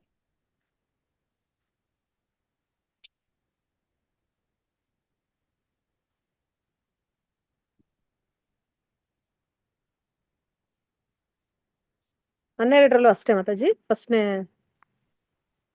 ಮಾತಾಜಿ ಹನ್ನೆರಡನೇ ಇದರಲ್ಲಿ ಸ್ಟಾರ್ಟಿಂಗ್ ಅಲ್ಲಿ ಅದೇ ಹೇಳಿದ್ದಾರೆ ಮಾತಾಜಿ. ಆದ್ರೆ ಮೊದಲ 6 ಅಧ್ಯಾಯ ಬಿಡಿ, ಅದು ಕರ್ಮಯೋಗ ಆಗುತ್ತೆ. ನಂತರ ಭಗವದ್ಗೀತೆಯ ಮಧ್ಯದ 6 ಅಧ್ಯಾಯಗಳಲ್ಲಿ ದೇವೋತ್ತಮ ಪರಮ ಪುರುಷನನ್ನು ಮತ್ತು ಭಕ್ತಿ ಸೇವೆ ವಿಷಯದಲ್ಲಿ ವ್ಯಕ್ತಿಗತ ಆತ್ಮನಿಗೂ ಪರಮಾತ್ಮನಿಗೂ ಇರುವ ಸಂಬಂಧವನ್ನು ವರ್ಣಿಸಿದೆ. ಅಂದ್ರೆ ಅಲ್ಲಿಂದ ನಾವು ಭಗವಂತನ ಭಕ್ತಿ ಸೇವೆ ಬಗ್ಗೆ ಹೇಳೋದಕ್ಕೆ ಶುರು ಮಾಡ್ತಾರೆ. ದೇವೋತ್ತಮ ಪರಮಪುರುಷನ ಉನ್ನತ ಸ್ಥಾನವನ್ನು, ವ್ಯಕ್ತಿಗತ ಆತ್ಮನ ಕೆಳಗಿನ ಸ್ಥಾನವನ್ನು ಈ ಅಧ್ಯಾಯಗಳಲ್ಲಿ ಖಚಿತವಾಗಿ ವ್ಯಾಖ್ಯಾನಿಸಿದೆ. ಜೀವಿಗಳು ಎಲ್ಲಾ ಸನ್ನಿವೇಶದಲ್ಲಿಯೂ ಅಧೀನರು, ಆದರೆ ತಮ್ಮ ವಿಸ್ಮರಣೆಯಿಂದ ಅವರು ನೋವನ್ನ ಅನುಭವಿಸುತ್ತಿದ್ದಾರೆ. ಪುಣ್ಯ ಕಾರ್ಯಗಳಿಂದ ಅವರಿಗೆ ಜ್ಞಾನೋದಯವಾದಾಗ ಅವರು ಬೇರೆ ಬೇರೆ ಸ್ಥಿತಿಗಳಲ್ಲಿ ಪರಮಪ್ರಭುವಿನ ಬಳಿಗೆ ಹೋಗುತ್ತಾರೆ. ಅಂದ್ರೆ 4 ಸುಕೃತಿಗಳು: ನೋವಿನಲ್ಲಿ ಇರುವವರು, ಹಣದ ಅಗತ್ಯ ಇರುವವರು, ಕುತೂಹಲಿಗಳು, ಜ್ಞಾನದ ಅನ್ವೇಷಣೆಯಲ್ಲಿ ಇರುವವರು, ಹೀಗೆ ಪರಮಪ್ರಭುವಿನ ಬಳಿ ಸಾರುತ್ತಾರೆ. ಇದನ್ನು ವರ್ಣಿಸಲಾಗಿದೆ. 13ನೇ ಅಧ್ಯಾಯದಲ್ಲಿ ಏನ್ ಹೇಳ್ತಾ ಇದ್ದಾರೆ? ಇದು ಹೇಳ್ತಾ ಇರೋದು 12ನೇ ಅಧ್ಯಾಯದ ಬಗ್ಗೆ. ಈಗ 13ನೇ ಅಧ್ಯಾಯದಲ್ಲಿ ಏನ್ ಹೇಳ್ತಾ ಇದ್ದಾರೆ ಅಂತಂದ್ರೆ, ಜೀವಿ ಹೇಗೆ ಐಹಿಕ ಪ್ರಕೃತಿ ಸಂಪರ್ಕಕ್ಕೆ ಬರುತ್ತಾನೆ ಅನ್ನೋದನ್ನ, ಆದ್ರೆ ನಾವ್ ಹೇಗೆ ಸಿಕ್ಕಾಕೊಂಡ್ವಿ ಇಲ್ಲಿ ಅನ್ನುವಂಥದ್ದು ಆಗ್ಲೇ ನಾವು ನೋಡಿದ್ವಿ.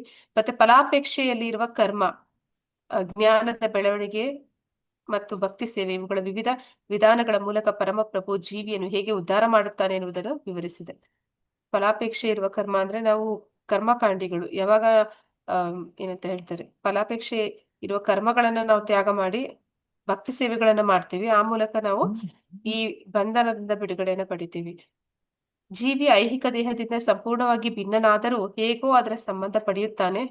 ಅದನ್ನ ಇಲ್ಲಿ ಈ 13ನೇ ಅಧ್ಯಾಯದಲ್ಲಿ ವಿವರವಾಗಿ ನಮ್ಗೆ ತಿಳಿಸ್ತಾ ಇದ್ದಾರೆ. ಹೇಗೆ ಅವನು ಭಗವಂತನ ಶ್ರೇಷ್ಠ ಪ್ರಕೃತಿಗೆ ಸೇರಿದವನು, ಆದ್ರೆ ಕೆಳಮಟ್ಟದ ಪ್ರಕೃತಿಯ ಜೊತೆ ಅವನ ಸಂಬಂಧ ಅದು ಹೇಗೆ ಏರ್ಪಡ್ತು ಅನ್ನುವಂಥದ್ದನ್ನ ಈ 13ನೇ ಅಧ್ಯಾಯ ನಮ್ಗೆ ತಿಳಿಸ್ಕೊಡುತ್ತೆ ಅಂತ. ಹರೇ ಕೃಷ್ಣ. 14ನೇ ಅಧ್ಯಾಯದಲ್ಲಿ ಮಹತ್ತತ್ವ ಎಂದರೆ ಏನು?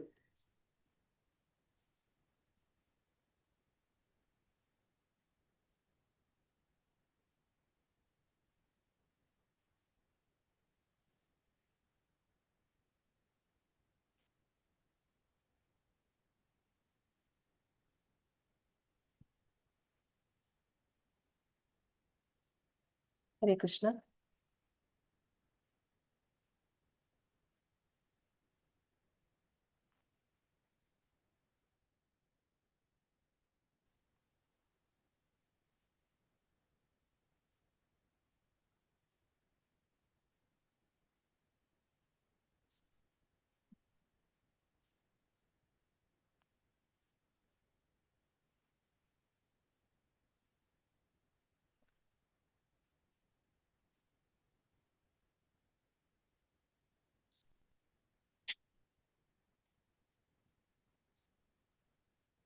ಹರೇ ಕೃಷ್ಣ ಮಾತಾಜಿ. ಮಾತಾಜಿ.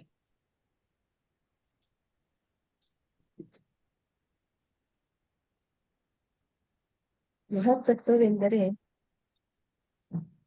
ಸಂಪೂರ್ಣ ವಿಶ್ವಕ್ಕೆ ಸಂಪೂರ್ಣ ಕಾರಣ, ಅಂದ್ರೆ ಸರ್ವಕಾರಣ ಕಾರಣ ಅಂತ ವ್ಯಕ್ತಿಯನ್ನು ಮಹತ್ತತ್ವ ಎನ್ನಲಾಗಿದೆ. ಕೃಷ್ಣನ ಪರಮ ಶ್ರೇಷ್ಠತೆ, ಸಂಪೂರ್ಣ ಭಕ್ತಿ, ಪ್ರೇರಣೆಯಿಲ್ಲದ ಸೇವೆಯು ಮುಖ್ಯವೆಂದು ತಿಳಿಸುವ ತತ್ವಗಳಾಗಿವೆ. ಇದು ಕರ್ಮ, ಧರ್ಮ ಮತ್ತು ಅಕರ್ಮ ವಿಕರ್ಮಗಳ ಸೂಕ್ಷ್ಮ ವ್ಯತ್ಯಾಸ. ಸತ್ಯದ ಮಹತ್ವ, ಕೃಷ್ಣನೇ ಪರಮ ಸತ್ಯವನ್ನು ಎಂದು ತೋರಿಸುತ್ತದೆ. ಮಹತ್ತತ್ವವನ್ನು ವೈದಿಕದಲ್ಲಿ ಬ್ರಹ್ಮನ್ ಎಂದು ಕರೆಯಲಾಗಿದೆ. ಭೌತಿಕದಲ್ಲಿ 3 ಗುಣಗಳನ್ನು ಇದಕ್ಕೆ ಪ್ರಕೃತಿ, ಇದನ್ನು ಬ್ರಹ್ಮನ್, ಪರಮ ಪುರುಷನ್ ಬ್ರಹ್ಮಾಂಡವನ್ನು ಆವರಿಸಿ ಗರ್ಭ ಧರಿಸುತ್ತಾನೆ. ಹೀಗೆ ಅಸಂಖ್ಯಾತ ವಿಶ್ವಗಳು ಆಗುತ್ತವೆ. ಇವೆಲ್ಲವೂ ಸೇರಿಸಿ ಮಹತ್ತತ್ವ ಎನ್ನಲಾಗಿದೆ. ಅಂದ್ರೆ 24 ಗುಣಗಳನ್ನ ಒಳಗೊಂಡಿದೆ. ಇದನ್ನ ಬ್ರಹ್ಮ ಎಂದು ಪರಿಗಣಿಸಲಾಗಿದೆ ಅಂತ ಬರ್ಕೊಂಡಿದ್ದೇನೆ. ಮಾತಾಜಿ, ಇಲ್ಲಿ ಮಹತ್ತತ್ವ ಅಂತಂದ್ರೆ ಏನು ಅಂತಂದ್ರೆ, ಅದು ಏನಂತ ಹೇಳಿದ್ರಿ ಮಾತಾಜಿ? ಸ್ಟಾರ್ಟಿಂಗ್ ಅಲ್ಲಿ ಏನೋ ಒಂದು ಹೇಳಿದ್ರು, ಒಂದು ವಾಕ್ಯ. ಅಂದ್ರೆ ಸರ್ವಕಾರಣ, ಸಂಪೂರ್ಣ ವಿಶ್ವಕ್ಕೆ ಸಂಪೂರ್ಣ ಕಾರಣ, ಅಂದ್ರೆ ಸರ್ವಕಾರಣ ಕಾರಣ ಅಂತ ಭಗವಂತ. ವ್ಯಕ್ತಿಯನ್ನು ಮಹತ್ವ. ಭಗವಂತ ಅಲ್ಲ ಮಾತಾಜಿ, ಭಗವಂತ ಅಲ್ಲ ಅಲ್ಲ, ಭಗವಂತ ಅಲ್ಲ, ಇದು ಪ್ರಕೃತಿ. 24 ಘಟಕಗಳನ್ನ ಒಳಗೊಂಡಿದೆ ಅಂತ ಮಾತಾಜಿ ಮಹತ್ತತ್ವ ಅಂದ್ರೆ. ಆದ್ರೆ ಇದು ಪ್ರಕೃತಿ ಬಗ್ಗೆನೇ ಹೇಳ್ತಾ ಇರೋದು ಮಾತಾಜಿ. ಈ ಬ್ರಹ್ಮಾಂಡಗಳು ಏನು ಗರ್ಭೋದಕ, ಅಲ್ಲ ಸಾರಿ, ಮಹಾವಿಷ್ಣು ಕರುಣದಕ ಶೈ ವಿಷ್ಣುವಿನ ರೋಮಕೂಪಗಳಿಂದ ಏನು ಬ್ರಹ್ಮಾಂಡಗಳು ಬರುತ್ತೆ, ಸಾಸಿವೆ ಕಾಳಿನ ಆಕಾರದಲ್ಲಿರುತ್ತೆ. ಅದು ಕ್ರಮೇಣ ದೊಡ್ಡದಾಗ್ತಾ ಹೋಗುತ್ತೆ. ಅದನ್ನ ಪ್ರಧಾನ ಅಂತ ಮೊದಲಿಗೆ ಕರೀತಾರೆ. ಪ್ರಧಾನ ಅಂತಂದಾಗ ಎಲ್ಲವೂ ಕೂಡ ಇರುತ್ತೆ ಅದರಲ್ಲಿ, ಈ ಒಂದು ಗುಣಗಳು, ಮತ್ತೆ ಅಲ್ಲಿ ಈ ಪ್ರಕೃತಿಯ 24 ಅಂಶಗಳೆಲ್ಲವೂ ಕೂಡ ಅವ್ಯಕ್ತ ಸ್ಥಿತಿಯಲ್ಲಿ ಇರುತ್ತೆ ಅಂತ ಹೇಳ್ತಾರೆ. ಅದು ಕ್ರಮೇಣ ದೊಡ್ಡದಾಗ್ತಾ ಹೋದ್ಮೇಲೆ ಅದರ ಮೇಲೆ ಭಗವಂತನ ಒಂದು ದೃಷ್ಟಿ, ಕಣ್ಣೋಟ ಬೀರ್ತಾನೆ. ಆಗ ಅದು ಗರ್ಭ ಧರಿಸುತ್ತೆ ಅಂತ ಹೇಳ್ತಾರೆ. ಗರ್ಭ ಧರಿಸುತ್ತೆ ಅಂತಂದ್ರೆ ಏನಾಗುತ್ತೆ, ಅಲ್ಲಿ ಅವೆಲ್ಲವೂ ಕೂಡ ವ್ಯಕ್ತ ಸ್ಥಿತಿಗೆ ಬರುತ್ತೆ. ಅಂದ್ರೆ ಅದೆಲ್ಲವೂ ಕೂಡ ನೀರು, ಗಾಳಿ, ಭೂಮಿ ಇದೆಲ್ಲವೂ ಕೂಡ ಅದರ ರೂಪವನ್ನ ಪಡ್ಕೊಳ್ತವೆ.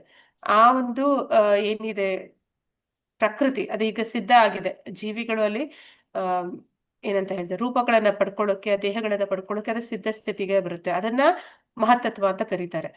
ಮಹತ್ತತ್ವ ಅಂತಂದ್ರೆ ಅದು ಪ್ರಕೃತಿನೇ. ಅದು ಸರ್ವಕಾರಣಗಳ ಕಾರಣ ಅಂತಲ್ಲ. ಸರ್ವಕಾರಣಗಳ ಕಾರಣ ದೇವೋತ್ತಮ ಪರಮ ಪುರುಷನೇ ಯಾವತ್ತಿದ್ರುನು. ಆದ್ರೆ ಇದು ಪ್ರಕೃತಿಯಲ್ಲಿ ಭೌತಿಕ ಆ ಜಗತ್ತಿಗೆ ಆ ಬದ್ಧಾತ್ಮಗಳು ಬರೋದಕ್ಕೆ, ಅವರ ಒಂದು ಆಸೆಗಳನ್ನ ಈಡೇರಿಸ್ಕೊಳ್ಳೋದಕ್ಕೆ, ಅಥವಾ ಅವರು ಏನಂತ ಹೇಳ್ತಾರೆ ಮನ ಪರಿವರ್ತನೆ ಮಾಡ್ಕೊಂಡು ಹೋಗೋದಕ್ಕೆ ಅವ್ರಿಗೆ ಒಂದು ಅವಕಾಶ ಕೊಡುವಂಥದ್ದು ಭಗವಂತ.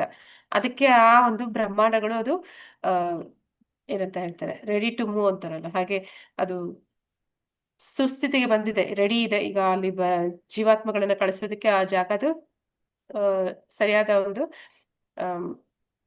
ಏನಂತ ವಾತಾವರಣವನ್ನ ಪಡ್ಕೊಂಡಿದೆ ಅನ್ನುವಂಥದ್ದು. ಅದನ್ನೇ ಮಹತ್ತತ್ವ ಅಂತ ಕರೆಯೋದು.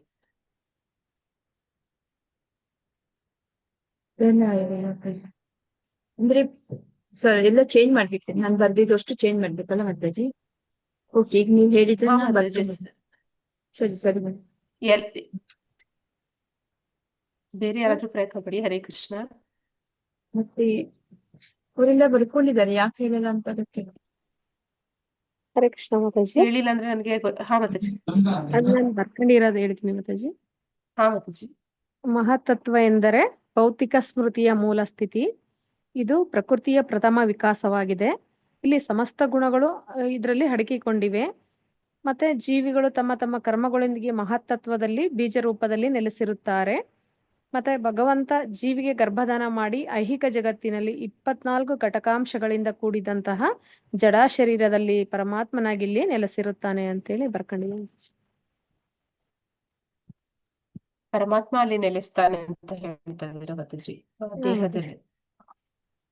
ಭಗವಂತ ಜೀವಿಗೆ ಗರ್ಭದಾನ ಮಾಡಿ ಐಹಿಕ ಜಗತ್ತಿನಲ್ಲಿ 24 ಘಟಕಾಂಶಗಳಿಂದ ಕೂಡಿದಂತಹ ಜಡ ಶರೀರದಲ್ಲಿ ಪರಮಾತ್ಮನಾಗಿ ನೆಲೆಸುತ್ತಾನೆ ಅಂತ.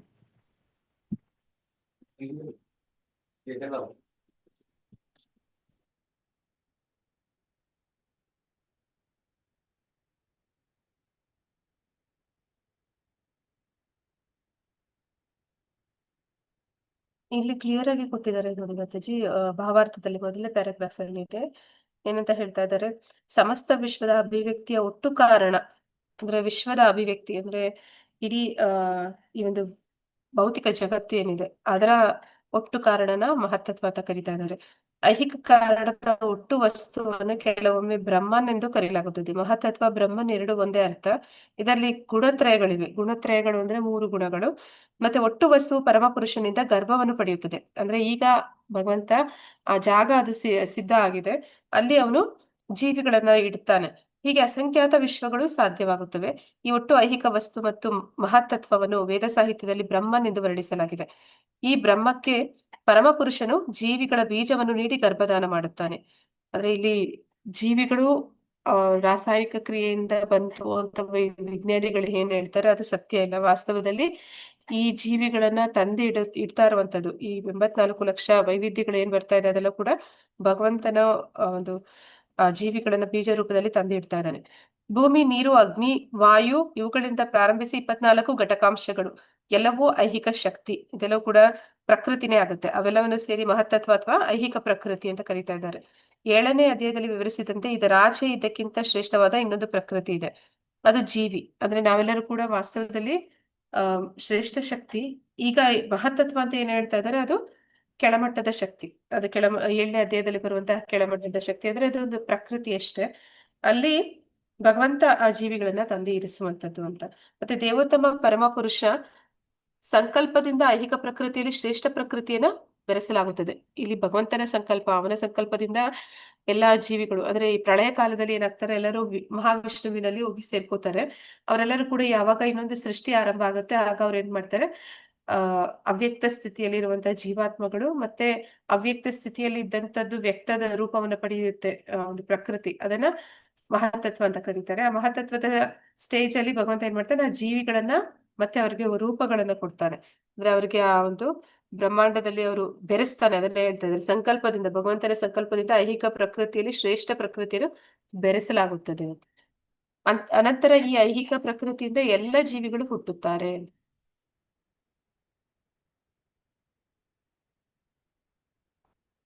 ಸೊ ಇಲ್ಲಿ ಮಹತ್ತತ್ವ ಅಂತಂದ್ರೆ ಅದು ಆ ಭೌತಿಕ ಜಗತ್ತು ಅದು ಪಕ್ವವಾದ ಸ್ಥಿತಿಯಲ್ಲಿದೆ. ಆ ಜೀವಿಗಳಿಗೆ ರೂಪಗಳನ್ನ ಕೊಟ್ಟು ಅವ್ರಿಗೆ ವಿವಿಧ ದೇಹಗಳನ್ನ ಕೊಡೋದಕ್ಕೆ ಅಂತ.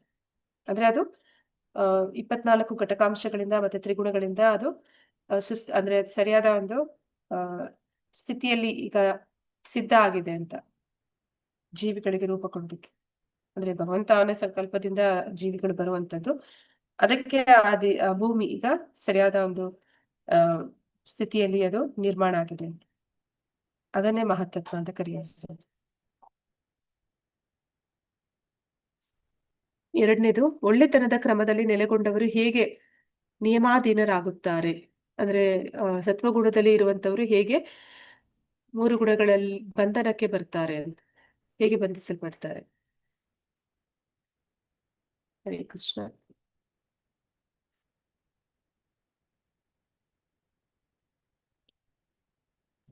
ಹರೇ ಕೃಷ್ಣ ಮಾತಾಜಿ.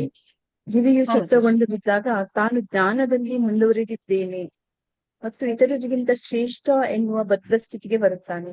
ಹೀಗೆ ನಿಯಮದ ಆಜ್ಞೆಯನ್ನಾಗುತ್ತಾನೆ. ಉದಾಹರಣೆಗೆ ವಿಜ್ಞಾನಿ ಮತ್ತು ತತ್ವಶಾಸ್ತ್ರಜ್ಞರು ತಮ್ಮ ಜ್ಞಾನದ ವಿಷಯದಲ್ಲಿ ಹೆಮ್ಮೆ ಇರುವುದರಿಂದ ತಮ್ಮ ಜೀವನದ ಸ್ಥಿತಿಗತಿಗಳನ್ನು ಉತ್ತಮಗೊಳಿಸಿಕೊಳ್ಳುವುದರಿಂದ ಐಹಿಕದಲ್ಲಿ ಉತ್ತಮರಾಗಿರ್ತಾರೆ. ಸುಖದ ಭಾವನೆಯಿಂದ ಐಹಿಕದಲ್ಲಿ ಪ್ರಕೃತಿಯ ಸತ್ವಗುಣದಿಂದ ಬಂಧಿತರಾಗಿ ಐಹಿಕ ಪ್ರಕೃತಿಯ ಗುಣಗಳಲ್ಲಿ ಯಾವುದಾದರೂ ದೇಹವನ್ನು ಪಡೆಯಬೇಕಾಗುತ್ತದೆ. ಬಿಡುಗಡೆಯಾಗಲು ಸಂಭವವೂ ಇಲ್ಲ. ಆಧ್ಯಾತ್ಮಿಕ ಜಗತ್ತಿಗೆ ಹೋಗುವ ಸಂಭವವೂ ಇಲ್ಲ. ಅಂದ್ರೆ ಜನ್ಮ ಮತ್ತು ಜರ ಆ ಚಕ್ರಕ್ಕೆ ಅವರು ಸಿಲುಕಿಕೊಳ್ಳುತ್ತಾರೆ. ಹೀಗೆ ಬರ್ಕೊಂಡಿದ್ದಾರೆ. ಅಂದ್ರೆ ಜನ್ಮ ಮತ್ತು ಬಂಧನಕ್ಕೆ ಸಿಕ್ಕಿಕೊಳ್ಳುವ ನಿಯಮ ಅಧೀನರಾಗುತ್ತಾರೆ.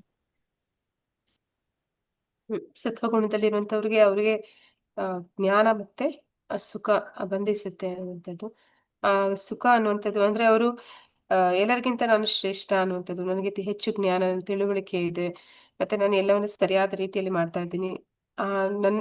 ನಾನೀಗ ಒಂದು ನನ್ನ ಪರಿಸ್ಥಿತಿ ಅದು ನನಗೆ ಈ ಭೌತಿಕ ಜಗತ್ತಿನಲ್ಲಿ ಸುಖ ಕೊಡ್ತಾ ಇದೆ ಅನ್ನುವಂಥದ್ದು. ಅಂದ್ರೆ ಅದರಿಂದ ಆಚೆಗೆ ಹೋಗೋ ಇಚ್ಛೆ ಅವನಿಗೆ ಉಳಿದಿಲ್ಲ. ಅಂದ್ರೆ ಭೌತಿಕ ಜಗತ್ತಿನಿಂದ ಆಚೆ ಹೋಗಿ ವಾಸ್ತವವಾದ ನಮ್ಮ ಸ್ಥಾನ ಏನಿದೆ ಅದು ಆಧ್ಯಾತ್ಮಿಕ ಜಗತ್ತು, ಅಲ್ಲಿಗೆ ಹೋಗೋ ಅವಶ್ಯಕತೆನೂ ಇಲ್ಲ, ಅವನಿಗೆ ಇಚ್ಛೆನೂ ಇಲ್ಲ. ಹಾಗಾಗಿ ಅವನು ಮತ್ತೆ ಮತ್ತೆ ಇಲ್ಲೇ ಹುಟ್ಟುತ್ತಾನೆ, ಇಲ್ಲೇ ಸಾಯ್ತಾ ಇರ್ತಾನೆ, ಮತ್ತೆ ಅವನು ಕೂಡ ಬಂಧನದಲ್ಲಿಯೇ ಉಳ್ಕೋತಾನೆ ಅಂತ. ಭಾವೋದ್ರೇಕ ವಿಧಾನವು ಯಾವುದರಿಂದ ನಿರೂಪಿಸಲ್ಪಟ್ಟಿದೆ. ಹರೇ ಕೃಷ್ಣ. ಭಾವೋದ್ರೇಕ ಅಂದ್ರೆ ರಜೋಗುಣ ಯಾವುದರಿಂದ ಏನಿತ್ತು? The mode of passion is characterised by what? ಅಂದ್ರೆ ಗುಣಗಳನ್ನ ಕೇಳ್ತಾ ಇದ್ದಾರೆ. ರಜೋಗುಣದ ಗುಣಗಳು, ವ್ಯಕ್ತಿ ಬಂಧನದಲ್ಲಿದ್ದಾಗ ಯಾವ ರೀತಿ ಇರ್ತಾನೆ ಅಂತ.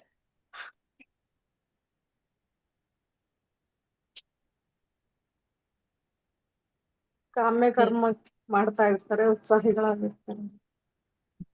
ಉತ್ಸಾಹಿಗಳಾಗಿರ್ತಾರೆ. ಮತ್ತೆ ಕಾಮ್ಯ ಕರ್ಮಗಳಲ್ಲಿ ಆಸೆ, ಅಂದ್ರೆ ಆ ಆಸೆ ಅನ್ನುವಂಥದ್ದು ಎಷ್ಟಿರುತ್ತೆ ಅಂದ್ರೆ ಅದು ಅವನನ್ನ ಕೆಲಸ ಮತ್ತೆ ಮತ್ತೆ ಮತ್ತಷ್ಟು ಹೆಚ್ಚು ಕೆಲಸ ಮಾಡೋ ಹಾಗೆ ಬಂಧಿಸುತ್ತೆ. ಮಿತಿ ಇಲ್ಲದ ಆಸೆಗಳು ಬಯಕೆಯಿಂದ ಹುಟ್ಟುತ್ತದೆ. ಇದರಿಂದ ದೇಹಧಾರಿಯಾದ ಜೀವಿಯು ಐಹಿಕ ಕಾಮ್ಯ ಕರ್ಮಗಳಲ್ಲಿ ಸಿಕ್ಕಿಕೊಳ್ಳುತ್ತಾನೆ. ಭಾವಾರ್ಥದಲ್ಲಿ ಬೇಕಾದಷ್ಟು ಪಾತ್ರ ಕೊಟ್ಟಿದ್ದಾರೆ, ಹೇಗೆ ರಜಗುಣಿಗಳು ಇರ್ತಾರೆ, ಅವರ ಗುಣಗಳು ಯಾವ ರೀತಿ ಇರುತ್ತೆ ಅಂತ.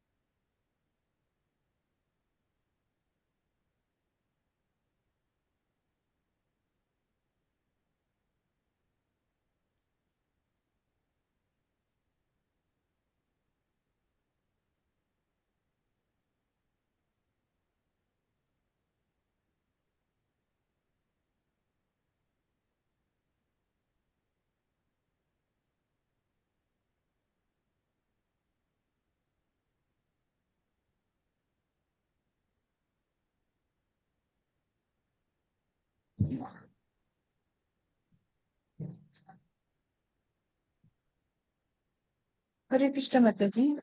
ಹಾ ಮಾತಾಜಿ.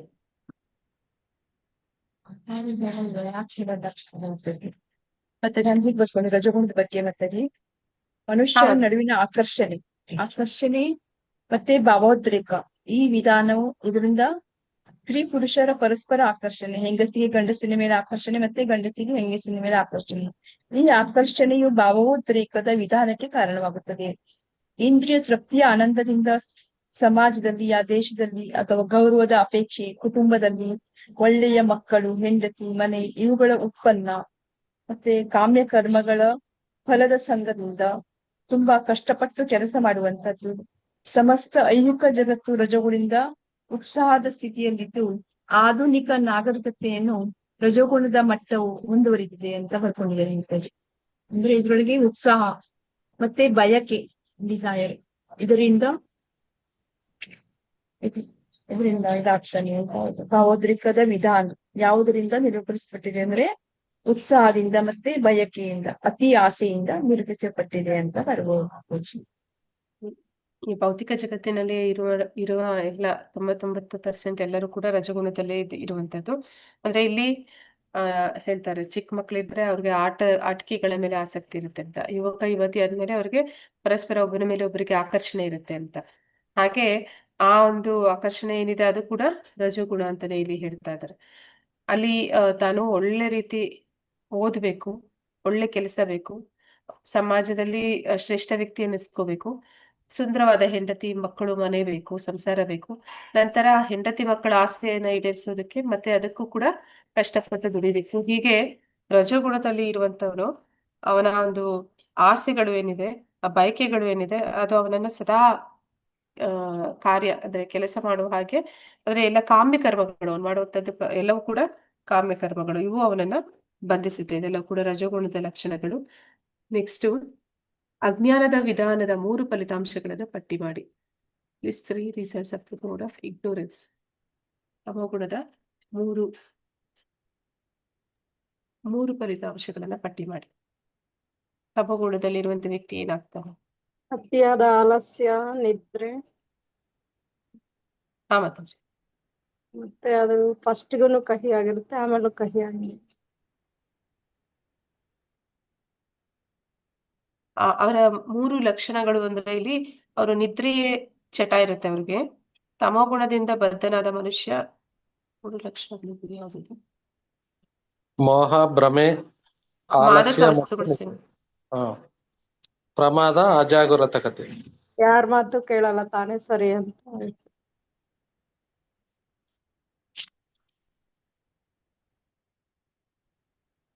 ನಿರುತ್ಸಾಹ ಇರುತ್ತೆ ಅವನಲ್ಲಿ, ಮತ್ತೆ ಮಾದಕ ವಸ್ತುಗಳ ಸೇವನೆ ಮಾಡ್ತಾನೆ, ನಿದ್ರೆ ಚಟ ಇರುತ್ತೆ.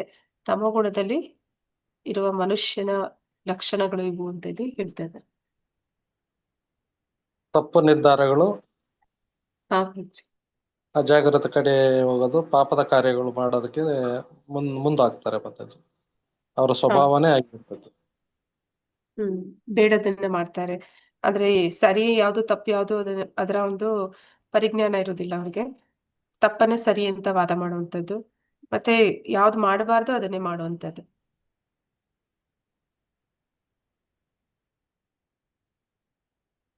ಒಳ್ಳೆತನ ಅಂದ್ರೆ ಸತ್ವಗುಣ, ರಜೋಗುಣ ಮತ್ತೆ ತಮೋ ಗುಣದ ನೆಲೆಯಲ್ಲಿ ಇರುವವರು ಯಾವ ದಿಕ್ಕುಗಳಲ್ಲಿ ಮುನ್ನಡೆಯುತ್ತಾರೆ? Progress in which directions? ಅಂದ್ರೆ ಅವರು ಗಮ್ಯಸ್ಥಾನ ಯಾವ್ದು ಅಲ್ವಾ? ಗಮನಿಸ್ತಾರೆ.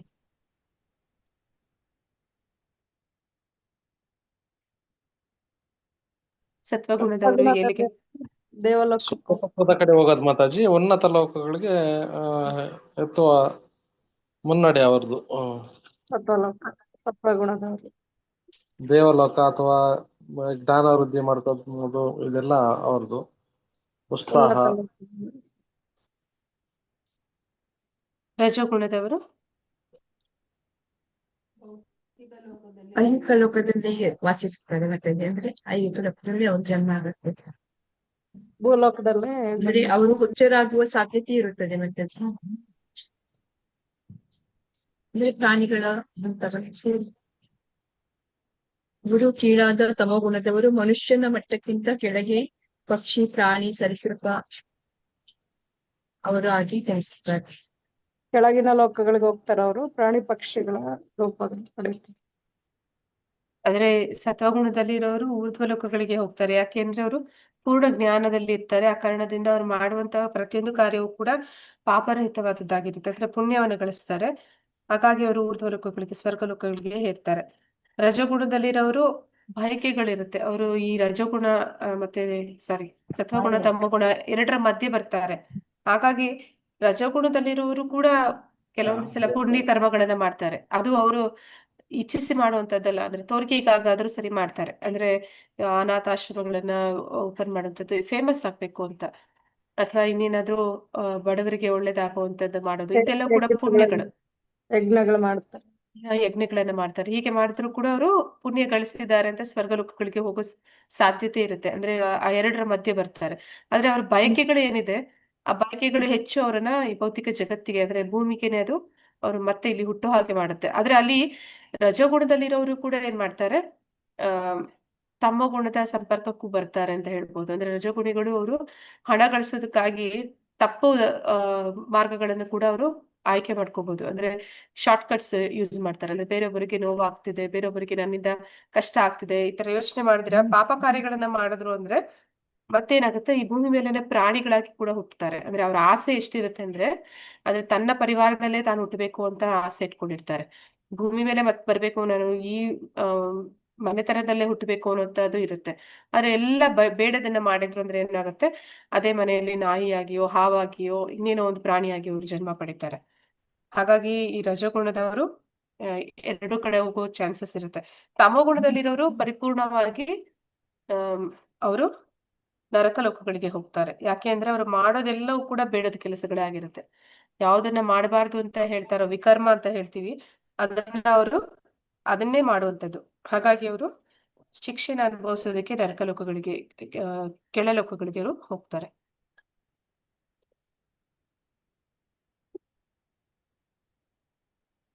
ಅದು ಗುಣಗಳ ಬಗ್ಗೆ ಹೇಳಬೇಕು. ಜೀವಿಯು ಭೌತಿಕ ಪ್ರಕೃತಿಯೊಂದಿಗೆ ಹೇಗೆ ಸಂಪರ್ಕವನ್ನು ಪಡೆಯುತ್ತಾನೆ?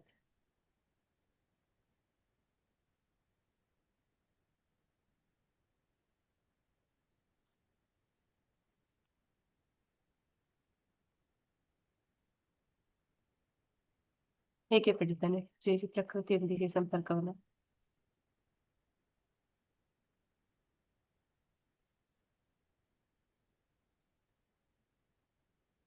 ಮೂರು ಗುಣಗಳಿಗೆ, ಪ್ರಕೃತಿಯ ಮೂರು ಗುಣಗಳಾದ ಸತ್ವ ರಜಸ್ ತಮಸ್ಸುಗಳೊಂದಿಗೆ ಬೆರೆಯುವುದು ಅಂದ್ರೆ ನೇಮಾದೇನಾಗುವುದು.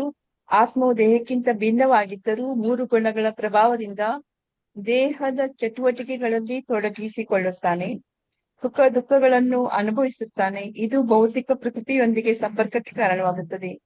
ಜ್ಞಾನದ ಮೂಲಕ ಪ್ರಕೃತಿಯನ್ನು ಮತ್ತು ಆತ್ಮವನ್ನು ಅರ್ಥ ಮಾಡಿಕೊಂಡಾಗ ಈ ಬಂಧನದಿಂದ ಮುಕ್ತಿ ಸಿಗುತ್ತದೆ ಅಂತ ಹೇಳ್ತೀನಿ.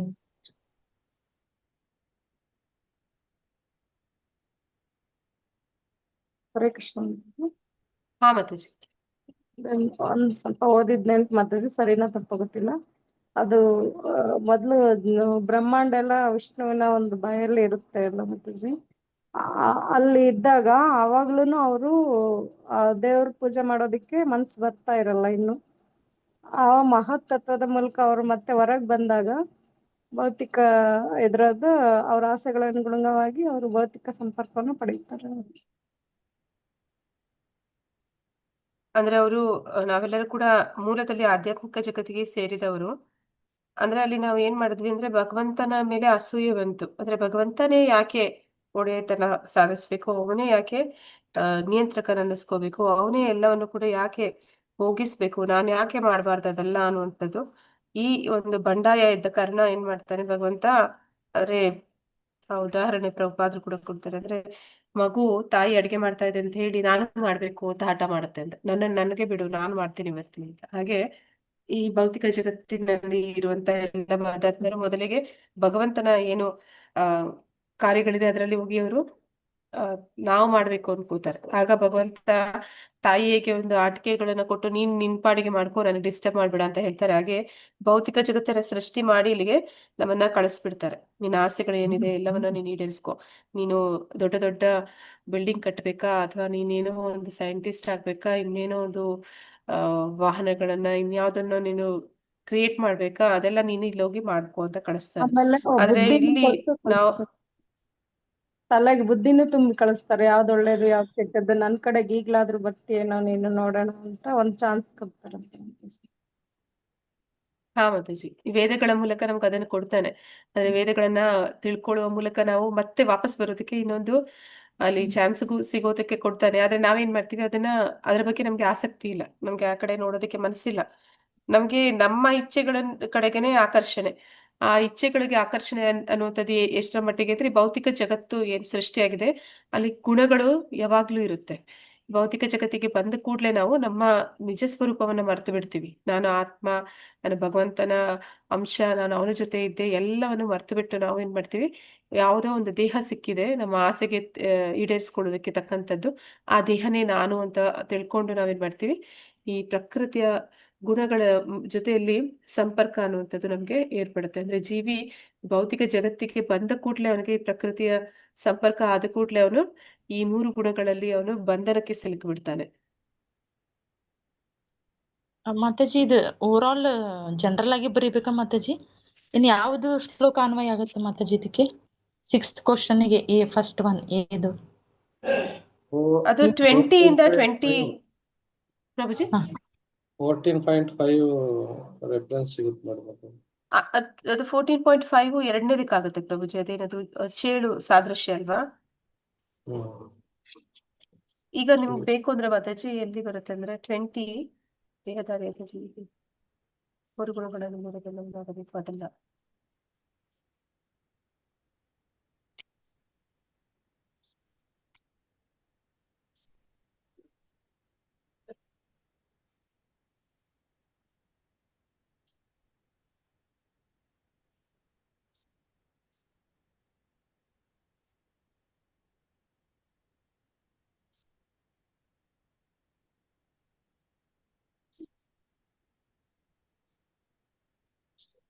ಫೈವ್ ಪ್ರಭುಜಿ.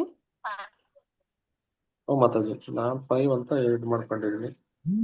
ಯಾಕಂದ್ರೆ ಭಗವಂತನಿಂದ ಇಲ್ಲಿ ಫಸ್ಟ್ ದೂರ ಆಗ್ತೀವಿ ನಾವು, ತಮ್ಮ ಇಚ್ಛೆಗಳನ್ನು ತೀರಿಸ್ಕೊಳ್ಳೋದಕ್ಕೆ. ಇಲ್ಲಿ ಬಂದ್ಬಿಟ್ಟು ಭೋಗಾಸಕ್ತಿಯಲ್ಲಿ ಮುಳುಗಿ ಭಗವಂತನ ಇಲ್ಲಿ ಬಂದಂತ ಕಾರ್ಯವನ್ನೇ ನಾವು ಮರ್ತೋಗ್ಬಿಟ್ಟು ನಮ್ಮ ಬಂದಿರತಕ್ಕಂತ ನಿಜ ಸ್ವರೂಪವನ್ನು ತಿಳಿದೆ ನಾವು ಮತ್ತೆ ಈ ತ್ರಿಗುಣಗಳಲ್ಲಿ ಬಿದ್ದು ಪ್ರಕೃತಿಯಲ್ಲಿ ತ್ರಿಗುಣಗಳ ಸ್ವೀಕಾರ ಮಾಡ್ತೀವಿ. ಅದರಿಂದ ಈ ಮತ್ತೆ ಈ ಕರ್ಮ ಬೀಜದ ಒಂದೇ ಮತ್ತೆ ಮುಳುಗಿ ಪುನರ್ಜನ್ಮ ಪಡಿತಾನೆ ಇರ್ತೀವಿ. ಇದರಿಂದ ಬಿಡುಗಡೆ ಆಗೋದಕ್ಕೆ ಸಾಧ್ಯನೇ ಇಲ್ಲ ಅಂತಂದ ಹೇಳ್ಬಿಟ್ಟು ಇದು 14.5 ಅಲ್ಲಿ ಸಿಗುತ್ತೆ ಮಾತಾಡಿ.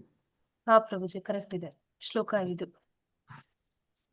ಜೀವಿ ಲೌಕಿಕನಾದವನು, ಆದುದರಿಂದ ಅವನಿಗೂ ಐಹಿಕ ಪ್ರಕೃತಿಗೂ ಸಂಬಂಧವಿಲ್ಲ.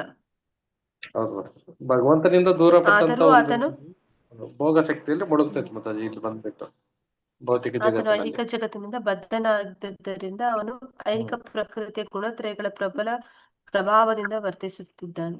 ಪ್ರಕೃತಿಯ ಬೇರೆ ಬೇರೆ ಅಂಶಗಳಿಗೆ, ಜೀವಿಗಳಿಗೆ ಬೇರೆ ಬೇರೆ ಬಗೆಯ ದೇಹಗಳು ಲಭ್ಯವಾಗುತ್ತವೆ. ಇದರಿಂದ ಅವರು ಆ ಸ್ವಭಾವಕ್ಕೆ ಅನುಗುಣವಾಗಿ ವರ್ತಿಸಲು ಪ್ರೇರಣೆ ಪಡೆಯುತ್ತಾರೆ. ದುಃಖಗಳ ವೈವಿಧ್ಯಕ್ಕೆ ಇದು ಕಾರಣ.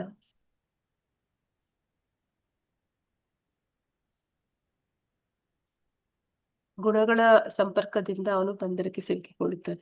ಭೌತಿಕ ಪ್ರಕೃತಿಯಲ್ಲಿ ಎಲ್ಲಾ ಜಾತಿಯ ಜೀವಿಗಳ ಹುಟ್ಟಿನಿಂದ ಹಿಂದಿನ ತತ್ವವನ್ನು ವಿವರಿಸುವ ಸಾದೃಶ್ಯವನ್ನು ವಿವರಿಸಿ.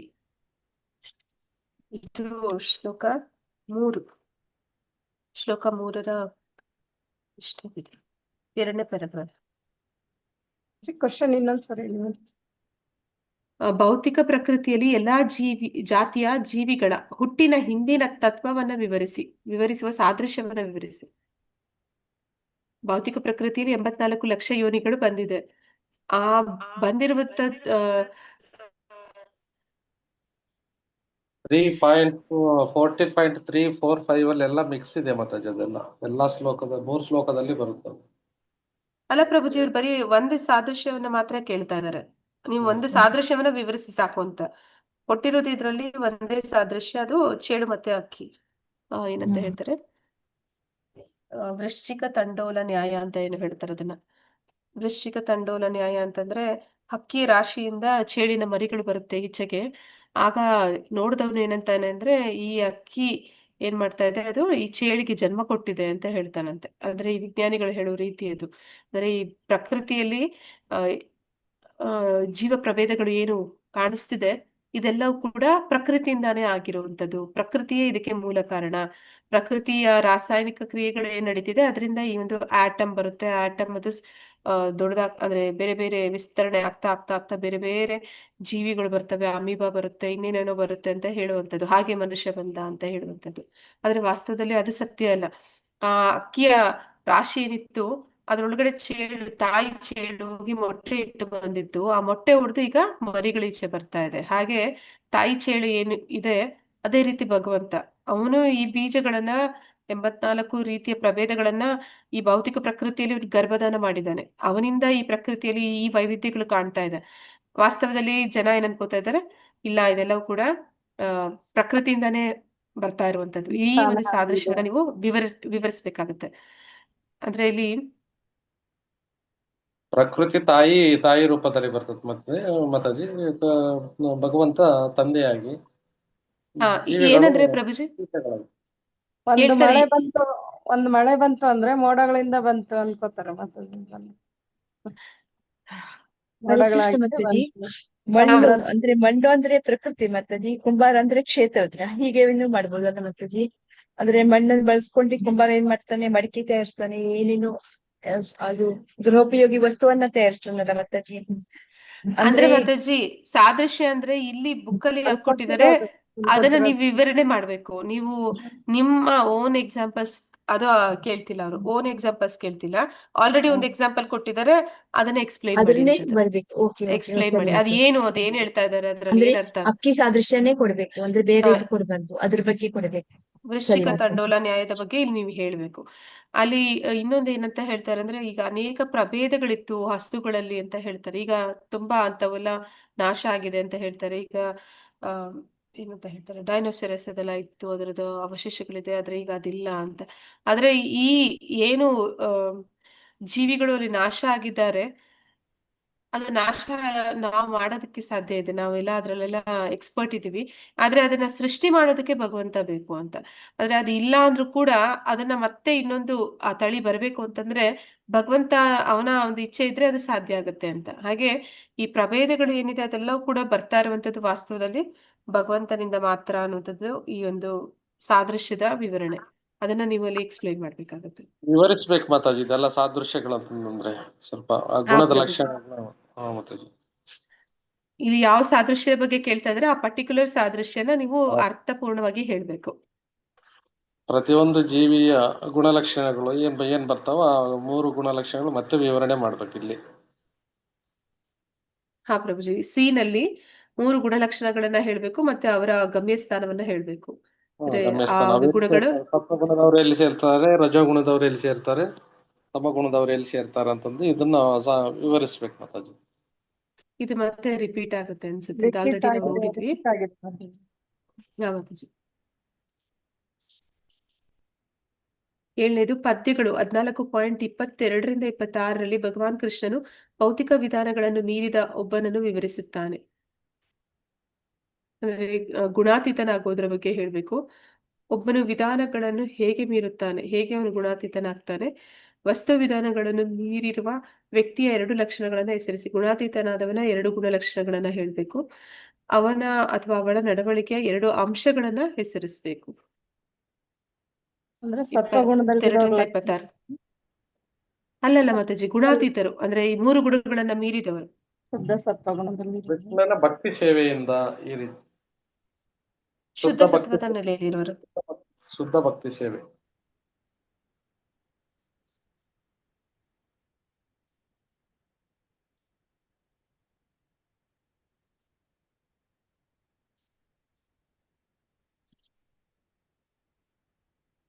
ಅವರ ಲಕ್ಷಣಗಳನ್ನು ಕೂಡ ಇಲ್ಲೇ ಕೊಟ್ಟಿದ್ದಾರೆ. ಅದು ಎಷ್ಟನೇ ಶ್ಲೋಕ, 25ನೇ ಅಲ್ಲ 22ರಿಂದ 25ನೇ ಶ್ಲೋಕ. ಆ ಗುಣಲಕ್ಷಣಗಳನ್ನ ಇಲ್ಲಿ ಭಗವಂತ ಹೇಳ್ತಾ ಇದ್ದಾನೆ. ಅವನು ಬೆಳಕು, ಪ್ರವೃತ್ತಿ, ಮೋಹಗಳು ಇದ್ದಾಗ ಅದನ್ನ ದ್ವೇಷಿಸೋದಿಲ್ಲ, ಅವು ಮರೆಯಾದಾಗ ಅವುಗಳನ್ನ ಬಯಸೋದಿಲ್ಲ. ಗುಣಾತೀತನಾದವನ ಲಕ್ಷಣಗಳನ್ನ ಇಲ್ಲಿ ಹೇಳ್ತಾ ಇದ್ದಾನೆ. ಅವನು ಐಹಿಕ ಗುಣಗಳಲ್ಲಿ ಎಲ್ಲ ಪ್ರತಿಕ್ರಿಯೆಗಳ ಉದ್ದಕ್ಕೂ ನಿಶ್ಚಲವಾಗಿ ಮತ್ತು ನಿರಾತಂಕವಾಗಿ ಇರ್ತಾನೆ. ಗುಣಗಳು ಮಾತ್ರ ಕೆಲಸ ಮಾಡ್ತಾ ಇದೆ ಎನ್ನುವುದನ್ನ ಅರ್ಥ ಮಾಡ್ಕೊಂಡಿರ್ತಾನೆ, ಉದಾಸೀನನಾಗಿರ್ತಾನೆ. ಅಂದ್ರೆ ತಾನ್ ಮಾಡ್ತಾ ಇಲ್ಲ, ಇದನ್ನ ಪ್ರಕೃತಿ ಮಾಡ್ತಾ ಇದೆ ಅನ್ನೋದನ್ನ ತಿಳಿದಿರ್ತಾನೆ. ಮತ್ತು ಆಧ್ಯಾತ್ಮಿಕ ಮನಸ್ಕರಾಗಿ ಉಳಿಯುತ್ತಾನೆ. ಅವನು ಆತ್ಮನಲ್ಲಿ ಸ್ಥಿರನಾಗಿ ಸುಖ ದುಃಖಗಳನ್ನು ಒಂದೇ ರೀತಿ ಕಾಣ್ತಾನೆ. ಒಂದು ಮಣ್ಣಿನ ಹೆಂಟೆ, ಒಂದು ಕಲ್ಲು, ಒಂದು ಚಿನ್ನದ ತುಂಡು ಎಲ್ಲವನ್ನು ಕೂಡ ಸಮದೃಷ್ಟಿಯಿಂದ ಕಾಣ್ತಾನೆ. ಪ್ರಿಯ ಅಪ್ರಿಯ ವಿಷಯಗಳಲ್ಲಿ ಒಂದೇ ಸಮನೆ ಇರುತ್ತಾನೆ. ಹೊಗಳಿಕೆ ತೆಗಳಿಕೆ ಮಾನ ಅಪಮಾನಗಳು ಇವುಗಳ ವಿಷಯದಲ್ಲಿ ಒಂದೇ ರೀತಿ ಇದ್ದು ಸ್ಥಿರನಾಗಿ ಇರುತ್ತಾನೆ. ಮಿತ್ರ ಮತ್ತು ಶತ್ರುಗಳ ವಿಷಯದಲ್ಲಿ ಒಂದೇ ರೀತಿ ನಡೆದುಕೊಳ್ಳುತ್ತಾನೆ. ಎಲ್ಲ ಐಹಿಕ ಚಟುವಟಿಕೆಗಳನ್ನು ಪರಿತ್ಯಜಿಸಿರುತ್ತಾನೆ. ಎಲ್ಲಾ ಸನ್ನಿವೇಶಗಳಲ್ಲಿಯೂ ಲೋಪ ಮಾಡದೆ ಸಂಪೂರ್ಣ ಭಕ್ತಿ ಸೇವೆಯಲ್ಲಿ ನಿರತನಾದವನು ಕೂಡಲೇ ಐಹಿಕ ಪ್ರಕೃತಿಯ ಗುಣಗಳನ್ನು ಮೀರುತ್ತಾನೆ. ಇದು ಮೊದಲನೇದು. ಯಾರು ಗುಣಗಳನ್ನ ಮೀರ್ತಾರೆ ಅಂತ ಕೇಳಿ, ಒಬ್ಬರು ಮೂರು ಮಾತಾಜಿ ವಿಧಗಳ ಮಾತಾಜಿ ಮೂರು ಯಾವ್ದು ಗುಣಗಳನ್ನ ಸಾರಿ ಮಾತಾಜಿ, ಅದು ಫಸ್ಟ್ ಒನ್ ಹೇಳಿದ್ರಲ್ಲ ಮಾತಾಜಿ, ಯಾವ್ದು ಶ್ಲೋಕ 25 ಮಾತಾಜಿ? 26 ಮಾತಾಜಿ. 26ರಲ್ಲಿ ಗುಣಗಳನ್ನ ಹೇಗೆ ಮೀರುತ್ತಾನೆ ಅನ್ನೋದಕ್ಕೆ ಆನ್ಸರ್ ಇದೆ. ಗುಣಗಳನ್ನ ಅವನು ಹೇಗೆ ಮೀರ್ತಾನೆ ಅಂದ್ರೆ ಎಲ್ಲಾ ಸನ್ನಿವೇಶಗಳಲ್ಲಿ ಲೋಪ ಮಾಡದೆ ಸಂಪೂರ್ಣ ಭಕ್ತಿ ಸೇವೆಯಲ್ಲಿ ನಿರತನಾದವನು ಕೂಡಲೇ ಐಹಿಕ ಪ್ರಕೃತಿಯ ಗುಣಗಳನ್ನ ಮೀರ್ತಾನೆ ಅಂತ. 26 ಅಲ್ಲಿ ಬರುತ್ತೆ ನೋಡಿ ಮಾತಾಜಿ. 26 ಅಲ್ಲಿ ಬರುತ್ತೆ. ನಂತರ ವಸ್ತು ವಿಧಾನಗಳನ್ನು ಮೀರಿದ ವ್ಯಕ್ತಿಯ 2 ಲಕ್ಷಣಗಳನ್ನ ವಿವರಿಸಿ ಅಥವಾ ನಡವಳಿಕೆ 2 ಅಂಶಗಳನ್ನ ವಿವರಿಸಿ. ಇದಕ್ಕೆ ನಾವು 22ರಿಂದ 25 ಆ ಶ್ಲೋಕಗಳಲ್ಲಿ ಯಾವ್ದಾದ್ರು ಬರೀಬಹುದು. ಎರಡೆರಡು. ಹೌದು.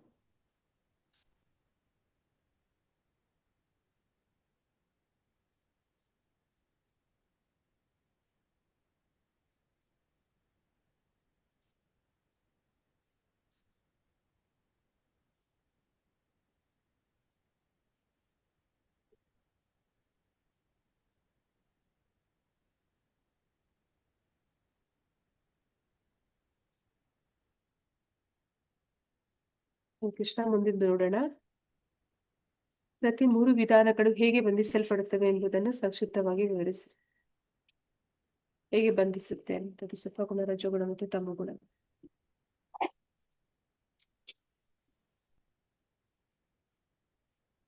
ಸತ್ವಗುಣ ಹೇಗೆ ಬಂಧಿಸುತ್ತೆ?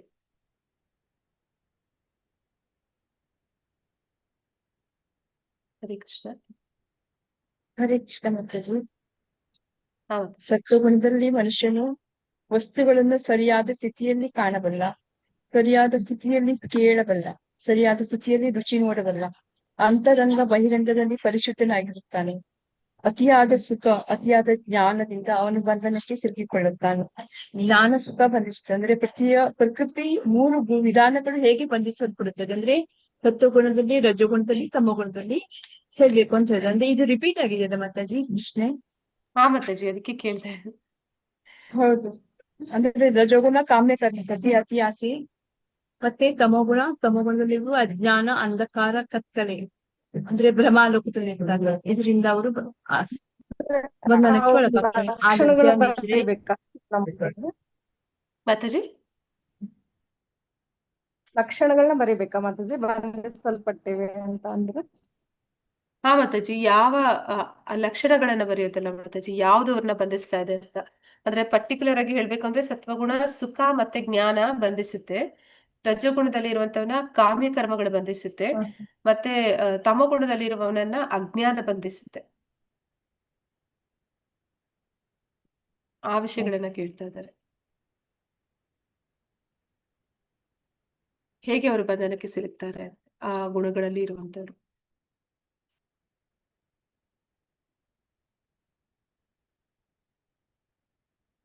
ತಮೋಗುಣ ಹುಚ್ಚು, ಏನಂತ ಹೇಳ್ತಾರೆ, ಆಲಸ್ಯ, ಹುಚ್ಚುತನ ಮತ್ತೆ ಅಜ್ಞಾನ, ಇದು ಅವನನ್ನ ಬಂಧನಕ್ಕೆ ಸಿಲುಕುವಂತೆ ಮಾಡುತ್ತೆ.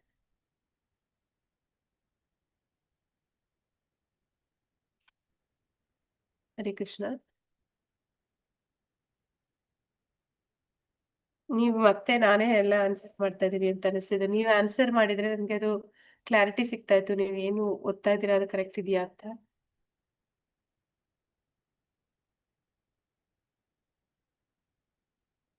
ಒಂಬತ್ತನೇ ಕ್ವಶನ್, ಭಗವದ್ಗೀತೆ 13 ಮತ್ತು 14 ಅಧ್ಯಾಯಗಳ ನಡುವಿನ ಸಂಬಂಧವನ್ನ ವಿವರಿಸಿ. ಕೊನೆಯ ಪ್ರಶ್ನೆ.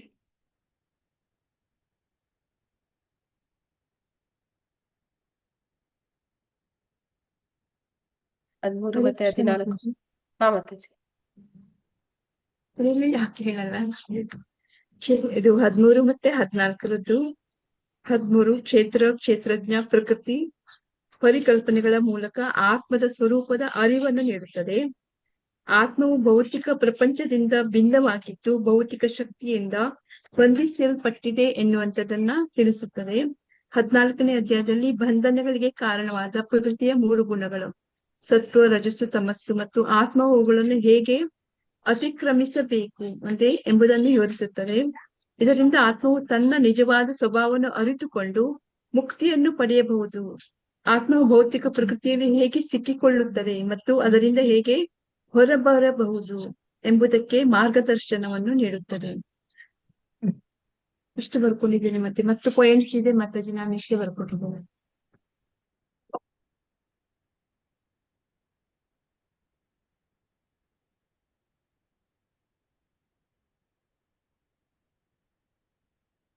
ಹಾ ಮಾತಾಜಿ, ಇದು ಮೊದಲನೇ ಶ್ಲೋಕದ ಭಾವಾರ್ಥದಲ್ಲೇ ಬರುತ್ತೆ. ಅಂದ್ರೆ ಈ ಅಧ್ಯಾಯವನ್ನು ಅರ್ಥ ಮಾಡಿಕೊಂಡವನು ಭಕ್ತಿ ಸೇವೆಯ ಅರಿವನ್ನು ಪಡೆಯುತ್ತಾನೆ. ನಮ್ರತೆಯಿಂದ ಜ್ಞಾನವನ್ನು ಬೆಳೆಸಿಕೊಳ್ಳುವುದರಿಂದ ಮನುಷ್ಯನು ಐಹಿಕ ಬಂಧನದಿಂದ ಬಿಡುಗಡೆಯಾಗುವುದು ಸಾಧ್ಯತೆ ಇದೆ ಎಂದು 13ನೇ ಅಧ್ಯಾಯದಲ್ಲಿ ಸ್ಪಷ್ಟವಾಗಿ ವಿವರಿಸಲಾಯಿತು. ಅಂದ್ರೆ ಅವನು ಗುರುವಿನ ಸಹಾಯದಿಂದ ಅವನು ಬಂಧನದಿಂದ ಬಿಡುಗಡೆ ಆಗೋದಕ್ಕೆ ಸಾಧ್ಯ ಇದೆ ಅನ್ನೋದು, ಜ್ಞಾನವನ್ನು ಪಡೆಯೋದಕ್ಕೆ ಸಾಧ್ಯ ಇದೆ ಅನ್ನುವಂಥದ್ದನ್ನ 13ನೇ ಅಧ್ಯಾಯ ಹೇಳ್ತಾ ಇದೆ. ಪ್ರಕೃತಿ ಗುಣಗಳ ಸಹವಾಸದಿಂದ ಜೀವಿ ದೈಹಿಕ ಜಗತ್ತಿನ ಬಂಧನದಲ್ಲಿ ಇದ್ದಾನೆ ಅನ್ನೋದನ್ನ ವಿವರಿಸಲಾಯಿತು.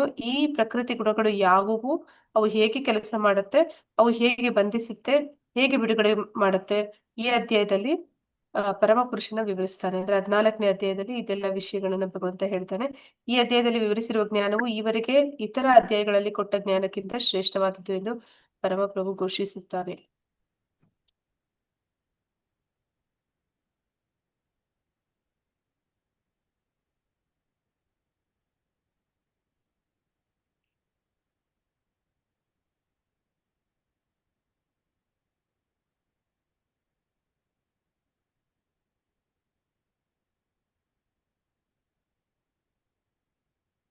ಹಿಂದಿನ ಅಧ್ಯಾಯದಲ್ಲಿ ನಾವು ಕ್ಷೇತ್ರಜ್ಞಾನದಲ್ಲಿ ನೋಡಿದ್ವಿಲ್ಲ,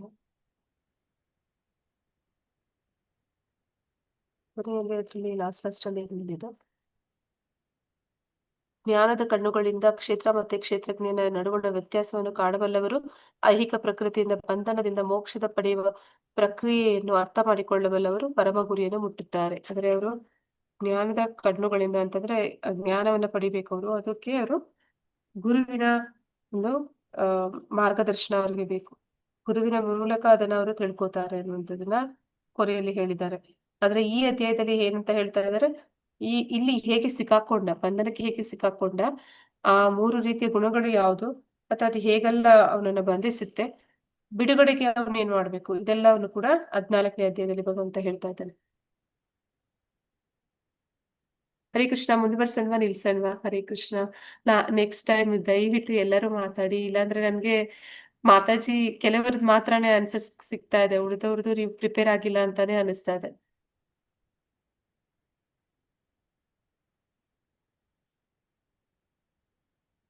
ಹರೇ ಕೃಷ್ಣ ಮಾತಾಜಿ. ಹರೇ ಕೃಷ್ಣ ನಾವು ಮಾತಾಜಿ. ಬರ್ಕೊಂಡಿದೀವಿ ಮಾತಾಜಿ, ಡಿಸ್ಕಷನ್ ಮಾಡಿ ಎಲ್ಲರೂ ಕೂಡ. ಆದ್ರೆ ಕೆಲವೊಂದೆಲ್ಲ ತಪ್ಪಾಗಿದೆ, ಅದೇ ನೀವು ಹೇಳುವಾಗ ಕೇಳ್ಕೊಂಡು ಸರಿ ಮಾಡ್ತಾ ಇದ್ದೀವಿ ಮಾತಾಜಿ ಕೆಲವೊಂದನ್ನೆಲ್ಲ. ಅಂದ್ರೆ ಮತ್ತೆ ತಪ್ಪು ಅನ್ನೋದಕ್ಕಿಂತ ಅರ್ಥಗಳು ಈಗ ಒಬ್ಬೊಬ್ರದ್ದು ಒಂದೊಂದ್ ರೀತಿ ಸೇಮ್ ಅರ್ಥ ಆದ್ರೂನು ಒಬ್ಬೊಬ್ರು ರೀತಿ ಒಂದೊಂದು ಅರ್ಥ ಕೊಡುತ್ತಲ್ಲ, ಅದಕ್ಕೆ ತಪ್ಪೇನೋ ಅನ್ನೋ ಒಂದು ಭಾವನೆ ಇರುತ್ತೆ ಮಾತಾಜಿ. ಅದು ನೀವು ನನ್ಗೆ ಹೇಳಿದಾಗ ನನ್ಗೆ ಅರ್ಥ ಆಗುತ್ತೆ ಮಾತಾಜಿ. ನೀವು ಹೇಳಿಲ್ಲ, ಯಾರು ಹೇಳಿಲ್ಲ ಅಂದ್ರೆ ಮತ್ತೆ ನಾನೇ ರಿಪೀಟ್ ಹೊಡಿತಾ ಇದ್ದೀನಿ ಅನ್ನಿಸ್ತಾ ಇದೆ. ಈಗ ನೀವ್ ಹೇಳ್ದಾಗ್ಲೇ ಒಂದ್ ಅರ್ಥ ಕೊಡ್ತಾ ಇರುತ್ತೆ ಮಾತಾಜಿ, ಅದು ಆನ್ಸರ್ ಒಂದೇ ಆದ್ರೂ ಸಹ. ಇವಾಗ ಮಾತಾಜಿ ಅಲ್ಲಿ ಅನಾಲಜಿ ಅಂತ ಬಂದಾಗ ನೀವು ಇವಾಗ ಚೇಳುವಿನ ಸಾದೃಶ್ಯ ಕೊಟ್ರಿ ಅಲ್ವಾ ಮಾತಾಜಿ, ನ್ಯಾಯ ಅಂತ. ಸೊ ಅದು ಇವಾಗ ನಾವು ನೋಟ್ ಡೌನ್ ಮಾಡ್ಕೊಂಡ್ವಿ ಮಾತಾಜಿ, ಆ ಪಾಯಿಂಟ್ ಅನ್ನ ಆಡ್ ಮಾಡ್ಬೋದು, ಆ ತರ ವಿವರಣೆ ಕೊಡ್ಬೋದು ಅಂತ. ನಾವು ಪ್ಲೈನ್ ಆಗಿ ವಿವರಣೆಯನ್ನು ಕೊಟ್ಟಿದ್ವಿ. ಸೊ ನೀವು ಅಲ್ಲಿ ವೃಶ್ಚಿಕ ತಂಡೂಲ ನ್ಯಾಯ ಅಂತ ಹೇಳಿದ್ರಿ, ಸೊ ಅದನ್ನ ಬರ್ಕೊಂಡ್ವಿ. ಸೊ ಅದು ಕೂಡ ಅಲ್ಲಿ ಆಡ್ ಮಾಡ್ಲಿಕ್ಕೆ ಆಗತ್ತೆ ಅಂತ, ಸೊ ಅದಕ್ಕೆ ಕೇಳ್ತಾ ಇದ್ವಿ ಮಾತಾಜಿ. ಹೌದು. ಅವ್ರು ಸಾದೃಶ್ಯ ಕೊಟ್ಬಿಟ್ಟು ಯಾವ್ದಾದ್ರು ಒಂದು ಹೆಸರು ಕೊಟ್ಬಿಟ್ಟು ವಿವರಿಸಿ ಅಂತಂದ್ರೆ ನೀವು ಆ ಸಾದೃಶ್ಯದಲ್ಲಿ ಏನ್ ಬರುತ್ತೆ ಅಷ್ಟೇ ಹೇಳ್ಬೇಕಾಗುತ್ತೆ ಮಾತಾಜಿ. ಅಂದ್ರೆ ಹಾ ಮಾತಾಜಿ. ಇನ್ನೊಂದು ಸಾದೃಶ್ಯ ನೀವು ಆಡ್ ಮಾಡೋ ಹಾಗಿಲ್ಲ. ನೀವು ಆಡ್ ಮಾಡಿದ್ರೆ ಅಂದ್ರೆ ನೀವು ಆ ಸಾದೃಶ್ಯ ಬಿಟ್ಟು ಬೇರೆ ಸಾದೃಶ್ಯ ಎಕ್ಸ್ಪ್ಲೈನ್ ಮಾಡ್ತಾ ಇದ್ದೀರಾ ಅಂತ ಆಗ್ಬಿಡುತ್ತೆ ಅಷ್ಟೇ. ಹೌದು, ಅದೇ ಮಾತಾಜಿ, ಆ ತರ ಚಿಕ್ಕ ಚಿಕ್ಕ ಪುಟ್ಟ ಮಿಸ್ಟೇಕ್ ಆಗಿದೆ. ಸೊ ಅದಕ್ಕೆ ಅದನ್ನೆಲ್ಲ ಇದ್ ಮಾಡ್ಬಿಟ್ಟು ನೀವು ಹೇಳಿರೋದನ್ನ ಮಾತ್ರ ಅದಕ್ಕೆ ಇನ್ಕ್ಲೂಡ್ ಮಾಡ್ತಾ ಇದ್ದೇನೆ ಮಾತಾಜಿ. ಹರೇ ಕೃಷ್ಣ ಮಾತಾಜಿ. ಹರೇ ಕೃಷ್ಣ ಮಾತಾಜಿ. ಸೊ ಮುಂದುವರ್ಸೋಣ ನಿಲ್ಸೋಣ? ನೆಕ್ಸ್ಟ್ ನೆಕ್ಸ್ಟ್ ನಾವು ಓದ್ಕೊಂಡ್ಬರ್ತೀವಿ ಮಾತಾಜಿ ನೆಕ್ಸ್ಟ್ ಒಂದು. ಹಾ ಮಾತಾಜಿ, ದಯವಿಟ್ಟು ಎಲ್ಲರೂ ಪ್ರಿಪೇರ್ ಆಗಿ. ನಾನು ಅನ್ಕೋತಾ ಇದ್ದೀನಿ ನೀವೆಲ್ಲ ಪಟ್ ಪಟ್ ಹೇಳ್ತೀರಾ, ತಟ್ಟಂತ ಹೇಳ್ತೀರಾ ಆನ್ಸರ್ಸ್ ಎಲ್ಲ ಅಂತ. ಆ ತರ ನೀವು ರೆಡಿ ಆಗ್ಬಿಟ್ಟಿದ್ದೀರಿ ಅಂದ್ರೆ ಕಾನ್ಫಿಡೆನ್ಸ್ ಇರುತ್ತೆ, ಓಕೆ ಎಲ್ಲರೂ ಬರೀತಾರೆ ಅಂತ. ಕೆಲವ್ರು ಮಾತ್ರನೇ ಆನ್ಸರ್ಸ್ಗೆ ಪ್ರಯತ್ನ ಪಡ್ತಾ ಇದ್ದೀರಿ ಅಂತಂದ್ರೆ ಉಳಿದವರು ನನ್ಗನ್ಸಿದೆ ಎಲ್ಲ ಆನ್ ಮಾಡ್ಬಿಟ್ಟು ಜಸ್ಟ್ ಅವ್ರ ಕೆಲ್ಸದಲ್ಲಿ ಬಿಸಿ ಇದ್ದಾರೆ ಅನ್ನೋ ತರ ಇರುತ್ತೆ.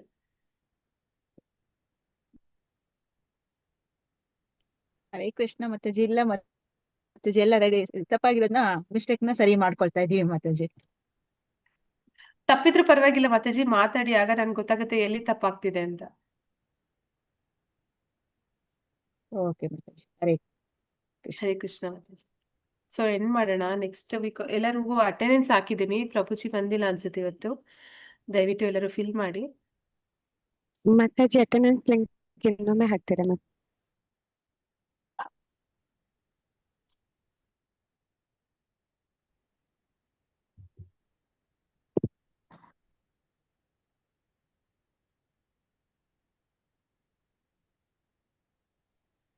ಹಾ ಮಾತಾಜಿ, ಮಾತಾಜಿ ನಮ್ದು ಗೀತಾಗಮ್ಯ ಮಾತಾಜಿ, ಸುಜಾತ ಹಾ ಮಾತಾಜಿ ದಾಖಲೆ. ಮಾತಾಜಿ ಹೇಳ್ತೀನಿ ಮಾತಾಜಿ, ಅವ್ರಿಗೆ ವಿನಾಯಕ್ ಪ್ರಭುಜಿಗೆ ಹಾಕಕ್ಕೆ ಹೇಳ್ತೀನಿ ನಿಮ್ಗೆ.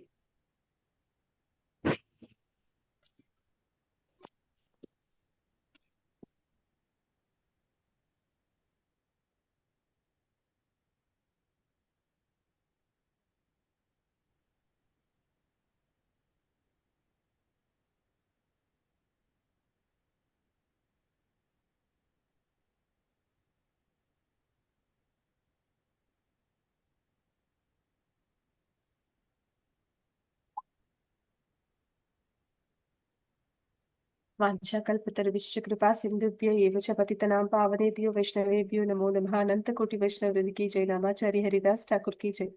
ಇಲ್ಲಿ ಬಂದಿರುವ ಎಲ್ಲ ಭಕ್ತರಿಗೂ ಜೈ. ಹರೇ ಕೃಷ್ಣ. ಧನ್ಯವಾದಗಳು ಮಾತಾಜಿ. ಹರೇ ಕೃಷ್ಣ. ಧನ್ಯವಾದಗಳು ಮಾತಾಜಿ. ಹರೇ ಕೃಷ್ಣ. ಹರೇ ಕೃಷ್ಣ. ಹರೇ ಕೃಷ್ಣ ಮಾತಾಜಿ, ಧನ್ಯವಾದಗಳು. ಧನ್ಯವಾದ ಮಾತಾಜಿ. ಹರೇ ಕೃಷ್ಣ ಮಾತಾಜಿ. ಹರೇ ಕೃಷ್ಣ ಮಾತಾಜಿ. ಹರೇ ಕೃಷ್ಣ ಮಾತಾಜಿ. ಹರೇ ಕೃಷ್ಣ ಮಾತಾಜಿ. ಧನ್ಯವಾದ ಪ್ರಣಾಮಗಳು.